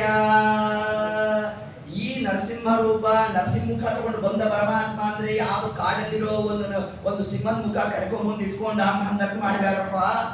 ಶ್ರೀಮತ್ ಕಾಂತಿಯುಕ್ತವಾದ ಕಂಠೀರವ ಸಿಂಹ ಹಾಸ್ಯ ಮುಖ, ಅಪ್ರಾಕೃತವಾದ ನರಸಿಂಹ ಮುಖ ಅಂತ ಆಚಾರ್ಯರು ಏನ್ ತಿಳಿಸಿದ್ದಾರೆ ಅದನ್ನೇ ವಿಜೇಂದ್ರ ಸ್ವಾಮಿಗಳು ತಾವು ಆ ಮುಖ ಕಮಲವನ್ನ ವರ್ಣನೆಯನ್ನ ಮಾಡ್ತಾ ಪ್ರತ್ಯೇಕಂ ರೂಪಂ, ಪ್ರತ್ಯೇಕ ರೂಪಂ, ಆ ಪ್ರತ್ಯೇಕವಾದ ಸಿಂಹದ ಹಾಸ್ಯವನ್ನ ನಾವು ಸ್ಮರಣೆ ಮಾಡ್ತೇವೆ ಅಂತ ಹೇಳ್ತಾ, ಆ ಹಾಸ್ಯದಲ್ಲಿ, ಆ ಮುಖಕಮಲದಲ್ಲಿ ಪರಮಾತ್ಮ ಆ ಹಿರಣ್ಯಕಶಿಪುವನ್ನು ಸಂಹಾರ ಮಾಡಬೇಕಾದರೆ ಹೇಗೆ ತೋರ್ದ ತನ್ನ ಮುಖವನ್ನ, ಅದರ ವರ್ಣನೆಯನ್ನು ಇನ್ನೊಂದು ಶ್ಲೋಕದಲ್ಲಿ ದಾಖಲು ಮಾಡ್ತಾರೆ. ನಾಸಾಗ್ರಂ ಪೀನಕಂಡಂ ಪರಬಲ ಮಥನಂ ಬದ್ಧಕೇಯೋರಹಾರಂ ರೌದ್ರಂ ದಂಷ್ಟ್ರಾಕರಾಲಂ ಅಮಿತ ಗುಣಗಣಂ ಕೋಟಿ ಸೂರ್ಯಾಗ್ನಿನೇತ್ರಂ. ಇದು ತಿಳಿಸ್ತಾ ನಾಸಾಗ್ರಂ, ಲೋಕದಲ್ಲಿ ಯಾರಿಗಾರು ಕೋಪ ಜಾಸ್ತಿ ಇದ್ರೆ ಏನಂತೀವಿ? ಇವ್ರಿಗೆ ಮೂಗಿನ ತುದಿಲೇ ಕೋಪ. ಬಿಂಬ ಹಾಗೆ, ಅದಕ್ಕೆ ಪ್ರತಿಬಿಂಬ ಹೀಗೆ. ಅದನ್ನು ಹೇಳ್ತಾರೆ ನೋಡ್ರಿ ವಿಜೇಂದ್ರ ಸ್ವಾಮಿ. ನಾಸಾಗ್ರಂ, ಮೂಗಿನ ತುದಿಯಲ್ಲೇ ಪರಮಾತ್ಮ ಕೋಪವನ್ನು ಪ್ರಕಟ ಮಾಡ್ತಾ ಇದ್ದಂತೆ. ಅದನ್ನು ನೋಡೋ ಕಾಲಕ್ಕೆ ಹಿರಣ್ಯಕಶಿಪು ಹೆದರಬಿಟ್ಟಂತೆ. ನೋಡ್ತಾ ಪೀನಗಂಡಂ, ಗಂಡಂ ಅಂದ್ರೆ ಕಪೋಲ, ಹಾಗಿತ್ತು ನರಸಿಂಹದೇವರ ಕಪೋಲ ಪೀನ ಅತ್ಯಂತ ದುಂಡಾಗಿತ್ತಂತೆ. ದುಂಡಾದಂತಹ ಮುಖ ಕಮಲ, ಅದರಲ್ಲಿ ಪರಮಾತ್ಮನ ನಾಸಾಗ್ರಂ, ಮೂಗಿನ ತುದಿಯಿಂದ ಕೋಪವನ್ನು ಪ್ರಕಟ ಮಾಡ್ತಾ ಇರಬೇಕು. ಪರಬಲ ಮಥನಂ, ನರಸಿಂಹದೇವರು ಬರುವ ಆ ಒಂದು ಕೋಪವನ್ನು ಪ್ರಕಟ ಮಾಡುವ ಕಾಲಕ್ಕೆ ದೇವಾನ ದೇವತೆಗಳೆಲ್ಲ ಸ್ವಾಮಿ ಇನ್ನೇನು ಸಂಹಾರ ಮಾಡಿಬಿಡು ಅಂತ. ಪರಬಲ ಮಥನಂ ಬದ್ಧಕೇಯೂರಹಾರಂ, ಸ್ವಾಮಿ ಏನ ವಿಶಿಷ್ಟವಾದಂತಹ ಕೌಸ್ತುಭಾನಾದಿಗಳನ್ನು ಧಾರಣೆ ಮಾಡಿದ್ದ, ಅದು ಕೂಡ ಲೋಕವಿಲಕ್ಷಣ. ಇನ್ಯಾರೂ ಕೂಡ ಹೇಗೆ ಶ್ರೀವತ್ಸ ಚಿಹ್ನೆಯನ್ನು ಧಾರಣೆ ಮಾಡಲಿಕ್ಕೆ ಸಾಧ್ಯ ಇಲ್ವೋ ಅದರಂತೆ ಕೌಸ್ತುಭಹಾರವೂ ಕೂಡ ಕೇವಲ ಪರಮಾತ್ಮನಿಗೆ ಮಾತ್ರ ಮೀಸಲು. ಅದಕ್ಕೆ ಅಭಿಮಾನಿಗಳು ಯಾರು? ಬ್ರಹ್ಮದೇವರು. ಇಷ್ಟು ಹೇಳುತ್ತಾ ದಂಷ್ಟ್ರಾಕರಾಲಂ, ನರಸಿಂಹದೇವರ ದಂಷ್ಟ್ರ, ಆ ದಂತಗಳು, ಕೋರೆಹಲ್ಲು ಅತ್ಯಂತ ಕರಾಳವಾಗಿ ಪರಮಾತ್ಮ ತಾನನ್ನು ತೋರಿಸ್ತಾ ಇದ್ದನಂತೆ. ಅದನ್ನು ನೋಡ್ತಾ ಎಷ್ಟು ಪರಮಾತ್ಮ ಜ್ವಾಲೆಯನ್ನು ಅಲ್ಲಿ ತೋರಿಸಿದ್ದಾನೆ ಅಂತಂದ್ರೆ, ಎಷ್ಟು ಪಾನಕ ಹೂವಿದ್ರು ಇನ್ನೂ ತಣ್ಣಗಾಗ್ತಾ ಇಲ್ಲ. ಅದಕ್ಕೆ ನರಸಿಂಹದೇವರಿಗೆ ಏನು ಹೆಸರು? ಪಾನಕ ನರಸಿಂಹ. ಏನು ಅಂತ ಬಾಯಿ ತೆಗೆದ ಅಂದ್ರೆ ಹಂಡುಗಟ್ಟಲೆ ಹುಗಿತಿರ್ಬೇಕು, ಸಿಗ್ಲೇಬಾರ್ದು. ಹಿಂಗೆ ಬೇರೆ ಇದಿಷ್ಟೇ ಪಾನಕ ನರಸಿಂಹ ಶಬ್ದಾರ್ಥ ಅಲ್ಲ, ಹಿಂದೆ ಹೇಳಿದ್ದೇವೆ. ಪಾನಕ ಅಂದ್ರೇನು? ಅನಕ, 3 ಅಕ್ಷರಗಳು. ಪ ಅನ ಕ, ಪ್ರೂ ಪಾಲನೆಯೋ. ಅನ ಅಂದ್ರೆ ಯಾರು? ವಾಯುದೇವರು. ಯಾಕೆ ವಾಯುದೇವರನ್ನ ಅನ ಅಂತ ಕರೆದರು? ಅನಚೇಷ್ಟಾಯಾಮ್, ನಮ್ಮಲ್ಲಿ ಇದ್ದು ಉಚ್ಚಾವಚಾಯೇನ ಸಮಸ್ತ ಚೇಷ್ಟಾ ಕಿಂ ತತ್ರ ಚಿತ್ರಂ ಚರಿತಂ ನಿವೇದ್ಯಂ. ವಾಯುದೇವರಿಗೆ ಅನ ಅಂತ ಹೆಸರು. ಪ ನಕ, ಪ ಅನ ಕ. ಪ ಅಂದ್ರೆ ವಾಯುದೇವರು, ಕ ಇತಿ ಬ್ರಹ್ಮ, ಬ್ರಹ್ಮದೇವರು. ಇವರಿಬ್ಬರನ್ನು ಪ್ರೂಪಾಲನೆ ಯಾರು ರಕ್ಷಣೆ ಮಾಡ್ತಾ ಇದ್ದಾನೋ ಅವನು ಪಾನಕ ನರಸಿಂಹ. ಅಂತಹ ನರಸಿಂಹ ದೇವರ ಕರಾಳವಾದಂತಹ ವದನದ ಒಂದು ವರ್ಣನೆಯನ್ನ ವಿಜೇಂದ್ರ ಸ್ವಾಮಿಗಳು ತಾವು ನಡೆಸ್ತಾ ದಂಷ್ಟ್ರಾಕರಾಲಂ ಅಮಿತ ಗುಣಗಣಂ ಕೋಟಿ ಸೂರ್ಯಾಗ್ನಿನೇತ್ರಂ. ಏನು ಪರಮಾತ್ಮ ತನ್ನ ಕಣ್ಣಿನಿಂದ ಪ್ರಕಾಶವನ್ನು ಹೊರಹೊಮ್ಮಿಸ್ತಾ ಇದ್ದಾನೆ ಅಂತಂದ್ರೆ ನರಸಿಂಹದೇವರ ಉಪಾಸಕರ ಕಣ್ಣೇ ನೋಡ್ಲಿಕ್ಕೆ ಆಗೋಲ್ವಂತೆ. ಯಾರು ಭರತದೇವರ ಪ್ರತಾಪಪತಿಗಳು. ಇನ್ನು ಸಾಕ್ಷಾತ್ ಪರಮಾತ್ಮನ ಕಣ್ಣಿನಲ್ಲಿರ್ತಕ್ಕಂತಹ ತೇಜಸ್ಸಿನ ವರುಣೆಯಿಂದ ವಿಜೇಂದ್ರ ಸ್ವಾಮಿಗಳ ತಾವು ನಡೆಸ್ತಾ ಗಾಂಭೀರ್ಯಂ ಪಿಂಗಲಾಕ್ಷಂ, ಅದಕ್ಕೆ ಮುಂದೆ ಶಬ್ದ ಹಾಕಿದ್ರು. ಆ ಕಣ್ಣು ಹೇಗಿತ್ತಪ್ಪ ಅಂತಂದ್ರೆ ಪಿಂಗಲ, ರಕ್ತವರ್ಣ, ಕಂದು ಬಣ್ಣ ಆಗಿರ್ಬೇಕು. ಈ ಕೋಪ ಬಂದಾಗ ಕಣ್ ಕೆಂಪು ಮಾಡ್ಕೊಂತಾರೆ ನೋಡ್ರಿ, ಎಲ್ಲ ಪರಮಾತ್ಮನ ವ್ಯಾಪಾರ. ಏನ್ ನಮ್ ದೇವರು ಮಾಡಿರ್ತಾನೋ ಪ್ರತಿಬಿಂಬನ ಜೀವರು ಮಾಡ್ಬೇಕದ. ಮನೆಯಲ್ಲಿ ಮಕ್ಕಳು ಏನ್ ಕ್ರಮ? ಕಾಲ್ ಬೆಡ್ ತಗೊಂಡು ಬಾಯಿ ಇಟ್ಕೊಂಡು ಇದ್ಯಾರು ಮಾಡಿದ್ರು? ಮನದಿ ಬೆರಳ ಸವಿವಾಗೆ ಒಲಿದಯಾತ ಕಮ್ಮ ಲಕುಮಿ ವಾಸುದೇವ. ನಮ್ ದೇವರು ಮಾಡಿದ್ದಾನಂತೆ, ಪ್ರತಿಬಿಂಬರಾದ ಜೀವರ ತಾವದನ್ನು ನಡೆಸ್ತಾರೆ. ಅದರಂತೆ ಗಾಂಭೀರ್ಯಂ ಪಿಂಗಲಾಕ್ಷಂ ಭೃಕುಟಿತ ವಿಮುಖಂ ಷೋಡಶಾರ್ಧಾರ್ಥಬಾಲಂ ವಂದೇ ಭೀಮಾಟ್ಟಹಾಸಂ ತ್ರಿಭುವನ ವಿಜಯಃ ಪಾತು ಮಾಂ ನರಸಿಂಹ.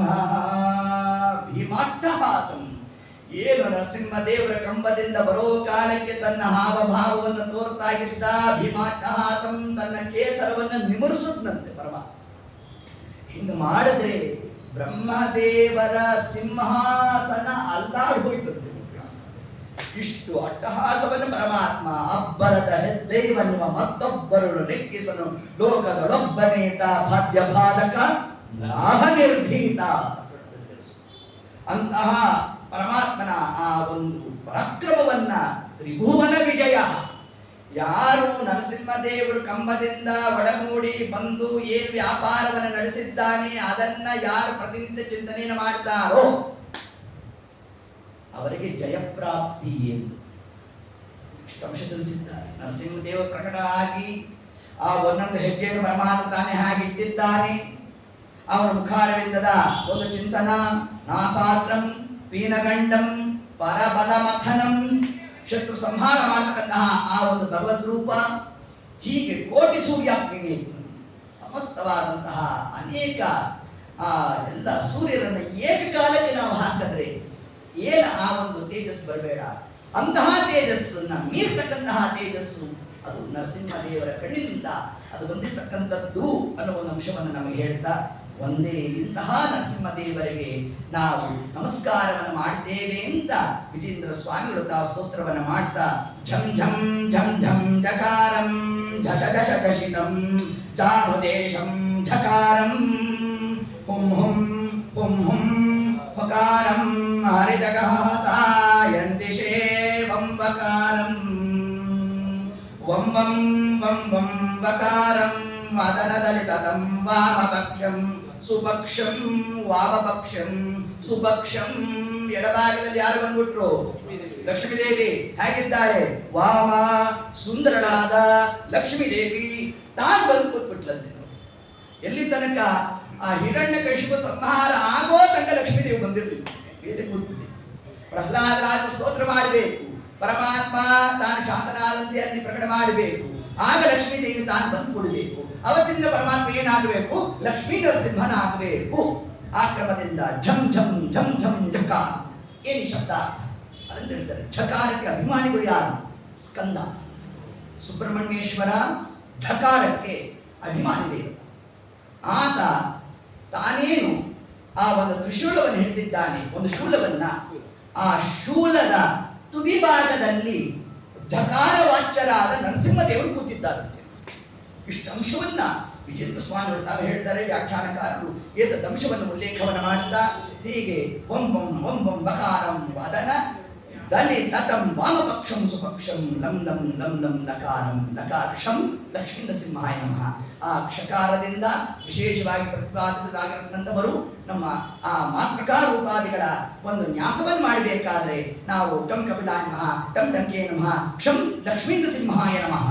ಹೀಗೆ ಲಕ್ಷ್ಮೀ ನರಸಿಂಹ ದೇವರನ್ನ ನಾವು ನಾನಾ ಪ್ರಕಾರವಾಗಿ ಉಪಾಸನಾದಿಗಳನ್ನು ನಡೆಸಲಿಕ್ಕೆ ಅವಕಾಶ ಉಂಟು ಅನ್ನೋ ಆ ಒಂದು ಅಂಶವನ್ನೇ ನಮಗೆ ಇಲ್ಲಿ ತಿಳಿಸ್ತಾ, ಇನ್ನು ವಕಾರದಿಂದಾಗಿ ವಾ ಅಂದ್ರೆ ವಾದ್ಯಾನ ಸರ್ವಜ್ಞಃ, ಸರ್ವಜ್ಞಾನಿಯಾದಂತಹ ಅಭಿಜ್ಞನಾದ ಪರಮಾತ್ಮ ಈ ರೂಪವನ್ನು ತಾನು ಪ್ರಕಟ ಮಾಡಿದ. ಇದರ ತಾತ್ಪರ್ಯ, ನಮಗೆ ಕೋಪ ಬಂದಾಗ ನಾನು ನನ್ನ ಅಧೀನದಲ್ಲೇ ಇರೋಲ್ಲವೇ ಹಿಂದಂತ ಆಗ್ತೀವಿ. ಅದರಂತೆ ದೇವರ ಕಥೆ ಅಲ್ಲ, ಹೌದೋ ಇವು. ಕೋಪ ಮಾಡಿದ್ರೆ ದೋಷ, ಇಲ್ಲಿ ನಿಮ್ಮ ದೇವರು ಭಾರಿ ಕೋಪ ಮಾಡ್ತಾ ಇದ್ದಾನೆ ಅಂತ ಸ್ತೋತ್ರ ಮಾಡ್ತಿದ್ದೀರಿ, ಆದರೆ ನಿಮ್ಮ ದೇವರಲ್ಲಿ ಭಾರಿ ದೋಷ ಇದೆ ಅಂತಲೋ ಇದರ ತಾತ್ಪರ್ಯ. ಯಾಕೆ ಲೋಕದಲ್ಲಿ ನಾವು ಇದನ್ನು ಹೆಂಗೆ ನಿರ್ಣಯ ಮಾಡೋದು? ಯಾರು ಎಷ್ಟು ಕೋಪ ಮಾಡ್ತಾರೋ ಅವರಷ್ಟು ಚಿಕ್ಕವರು. ಈಗ ತಾಮಸರು. ಈಗ ನರಸಿಂಹದೇವರು ಭಾರಿ ಕೋಪವನ್ನು ತೋರಿಸಿದ್ರಲ್ಲ, ಮತ್ತೆ ಏನಂತ ಅರ್ಥ ಮಾಡಬೇಕಿದ್ರೆ ನಾವು ಹೌದು. ಅದಕ್ಕೆ ತಿಳಿಸ್ತಾ ಇದ್ದಾರೆ, ನರಸಿಂಹದೇವರ ಕೋಪ ಪ್ರಕಟ ಮಾತ್ರ, ಆ ಕೋಪ ಅವನ ಅಧೀನ. ಎಷ್ಟು ಅಧೀನ? ಕ್ರೋಧ ಕ್ರೋಧ ಕೃತ್ಕರ್ತ. ವಿಷ್ಣು ಸಹಸ್ರನಾಮ ತಿಳಿಸುತ್ತೆ. ನಮಗೂ ಕೋಪನೆ ಬರಲಿಲ್ಲ ಅಂದ್ರೆ ನಾವು ದೊಡ್ಡವರು ಅಲ್ಲ, ಅದೊಂದು ನಮ್ಮಲ್ಲಿ ದೋಷ. ಯಾಕೆ ಹೇಳಿ? ಯಾರೋ ದೇವರು ನಿಂದನೆ ಮಾಡ್ತಾ ಇದ್ರು, ಕೋಪ ಮಾಡ್ಕೋಬಾರ್ದಂತೆ, ಕೋಪ ಮಾಡಿದರೆ ಮಡಿಯ ಹೊಟ್ಟೋಗತ್ತಂತೆ, ಅದಕ್ಕೆ ದೇವರನ್ನು ಬೈತಾ ಇದ್ರು, ನಾವು ಏನು ಅನ್ನೋಲ್ಲಪ್ಪ ಅಂತ ಅನ್ಕೊಂಡು ಕೂತ್ರೆ. ಸಾತ್ವಿಕ ಕೋಪ ಇರಬೇಕು. ಆ ಕೋಪ ಹೇಗಿರಬೇಕು? ನಮ್ಮ ಅಧೀನದಲ್ಲಿ ಇರಬೇಕು. ಅದರಂತೆ ಮೊನ್ನೆ ದಿವಸ ತಿಳಿಸಿದಂತೆ ರಾವಣ ತಾನು ಕೋಪ ಮಾಡಿಕೊಂಡ ಅಂದ್ರೆ ಎದುರಾಳಿಯಾಗಿ ಯಾರು ಬಂದರೂ ಸರಿ ಅವ್ರ ತಲೆ ಕಡ್ದುಬಿಡ್ತಿದ್ದ. ಈ ಶೂರ್ಪಣಖ ಅವಳ ಗಂಡನ ತಲೆ ಕಡ್ದದ್ದು ಅವನೇ. ಅಲ್ಲಿಂದ ರಾಮಾಯಣ ಶುರು ಆಯಿತು. ಅವನು ಹೇಳ್ಬಿಟ್ಟ ಶೂರ್ಪಣ, ಅವಳು ಹತ್ಕೊಂಡ್ಬಂದು ಓ ಅಂತಲು, ನನ್ನ ಗಂಡ ನೀನೇ ಕಡ್ದಾಕ್ಬಿಟ್ಟೆ. ಹೌದಾ ಅಂತ ಅವ್ನು ಅವಾಗ ಗೊತ್ತಾಯ್ತು. ಹಿಂಗ ನಮ್ಮ ದೇವರ ಕೋಪ ಹಂಗಲ್ಲ. ಹಾಗಂತ ನೋಡು, ಅಳಬೇಡ, ನೀನು ಯಾರನ್ನು ಬೇಕಾ ಲಗ್ನ ಮಾಡ್ಕೋ. ಅಲ್ಲಿಂದ ಶುರು ಆಯಿತು ಸೆಕೆಂಡ್ ಮ್ಯಾರೇಜ್. ಅವನಿಗೆ ಮದುವೆ ಆಗಿದ್ರು ಪರವಾಗಿಲ್ಲ, ಕರ್ಕೊಂಬ. ನನಗೆ ಹ್ಯಾಕೆ ಗೊತ್ತಾಗತ್ತೇನು? ನಿನ್ಗೊಂದು ವಿಚಿತ್ರವಾದ ಶಕ್ತಿ ಕೊಟ್ಬಿಡ್ತೀನಿ. ನಿನ್ನ ಮೂಗಿಗೆ ಎಲ್ಲೆಲ್ಲಿ ಮನುಷ್ಯರಿರಲಿ, ದೇವತೆಗಳಿರಲಿ, ಅಕ್ಷರರಿರಲಿ, ಕಿನ್ನರರಿರಲಿ, ಕಿಂಪುರುಷರಿರಲಿ, ಯಾರಿದ್ರು ಅವ್ರು ವಾಸನೆ ತಿಬೋದು ಹೋಗೋದು. ಸೂಕ್ಷ್ಮವಾದ ಕಿವಿ ಕೊಟ್ಬಿಡ್ತೀನಿ. ಇಷ್ಟು ವ್ಯಾಪಾರ ನಡೆಸ್ಬೋದು. ಅದರಂತೆ ಶೂರ್ಪಣಖ ಹೋದ್ರು. ರಾಮದೇವರು ನೋಡಿದ್ರು, ಆನಂದ ಆಗೋಯ್ತು. ಒಳ್ಳೆ ದೇವತಾಶ್ರೀ ರೂಪ ಧಾರಣೆ ಮಾಡಿಬಿಟ್ರು. ರಾಮದೇವ್ರ ಹತ್ರ ಹೋಗಂದು ನಾನು ಲಗ್ನ ಮಾಡ್ಕೊಂತ ಅಂದ್ರು. ನೋಡು, ನಾನು ಸಪತ್ನೀಕನಾಗಿ ಬಂದ್ಬಿಟ್ಟಿದ್ದೇನೆ, ನನ್ನ ತಮ್ಮ ಇದ್ದ ನೋಡು, ಲಕ್ಷಣ ಸಂಪನ್ನ ಅವನು.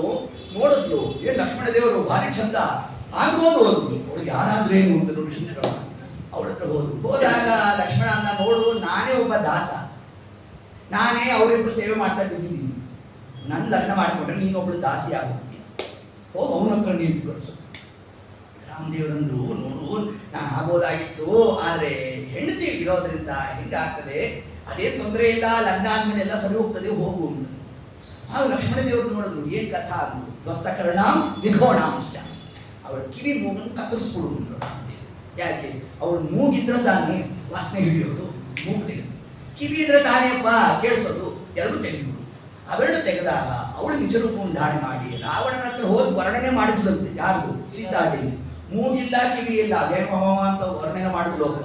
ಅದಕ್ಕೆ ತಾನು ಮಾರು ಹೋಗಿ ಸೀತಾದೇವರ ಅಪಹರಣಕ್ಕೆ ಬಂದಿರತಕ್ಕಂತಹ ಪ್ರಸಂಗ. ಹೌದು. ಹೀಗೆ ಏತತ್ಕ್ರಮದಿಂದ ಅಂತಹ ಆ ಕೋಪ ಪರಮಾತ್ಮನಲ್ಲಿ ಇರ್ತಕ್ಕಂಥದ್ದಲ್ಲ, ಪರಮಾತ್ಮನ ಅಧೀನದಲ್ಲಿ ತಾನು ತನ್ನ ಕೋಪವನ್ನು ಮಾಡೋದು ಯಾಕೆ ಅಂದ್ರೆ ಸಜ್ಜನರಿಗೆ ಅನುಗ್ರಹ ಮಾಡಲಿಕ್ಕಾಗಿ ಪರಮಾತ್ಮ ಕೋಪವನ್ನು ಪ್ರಕಟ ಮಾಡ್ತಾನೆ. ಮನೆಯಲ್ಲಿ ತಂದೆ ತಾಯಿ ಮಕ್ಕಳ ಮೇಲೆ ಕೋಪವನ್ನು ತೋರಿದ್ದಾರೆ ಅಂದರೆ ಅದು ಮಕ್ಕಳಿಗೆ ಒಳಿತಿಗಾಗಿ ತಂದೆ ತಾಯಿ ಕೋಪವನ್ನು ಮಾಡೋದು ಹೇಗೆ ಕ್ಷೇಮವೋ, ಅದರಂತೆ ಜಗಸ್ವಾಮಿಯಾದ ಜಗತ್ತಿಗೆ ತಂದೆ ತಾಯಿಯಾದ ಪರಮಾತ್ಮ ತಾನು ಕೋಪವನ್ನು ಪ್ರಕಟ ಮಾಡಿದ್ದು ಸಜ್ಜನರ ಉದ್ಧಾರಕ್ಕಾಗಿ ಅನ್ನೋ ಒಂದು ಅಂಶವನ್ನೇ ವಿಜೇಂದ್ರ ಸ್ವಾಮಿಗಳು ತಾವಿಗೆ ವಿಶೇಷವಾಗಿ ವಕಾರಂ, ಅವನ ಜ್ಞಾನ, ಅವನ ಸ್ವರೂಪ, ಅದು ಸುಮ್ಮನೆ ಹೇಳಬೇಕು ಅವನ ಅಧೀನ ಅಂತ ಅಂದ್ಕೊಳ್ಬೇಕಿದ್ರೆ.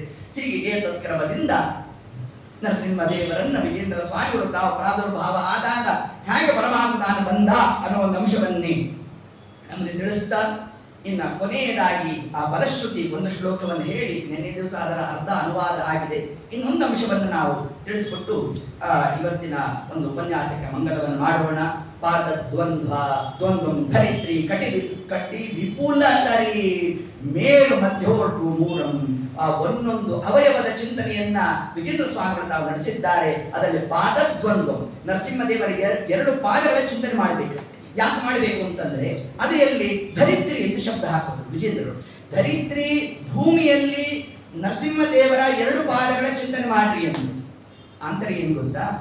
ಭೂಮಿಗೆ ಇಬ್ರು ಅಭಿಮಾನಿಗಳು, ಶನೇಶ್ಚರ ಧರಾದಿ. ಅದರಿಂದ ಶನಿ ದೋಷ, ಶನೇಶ್ವರ ಪಾಪ ಇನ್ನೂ ಕಾರ್ಯಪ್ರವೃತ್ತಿಯನ್ನೇ ಮಾಡಿರೋಲ್ಲ.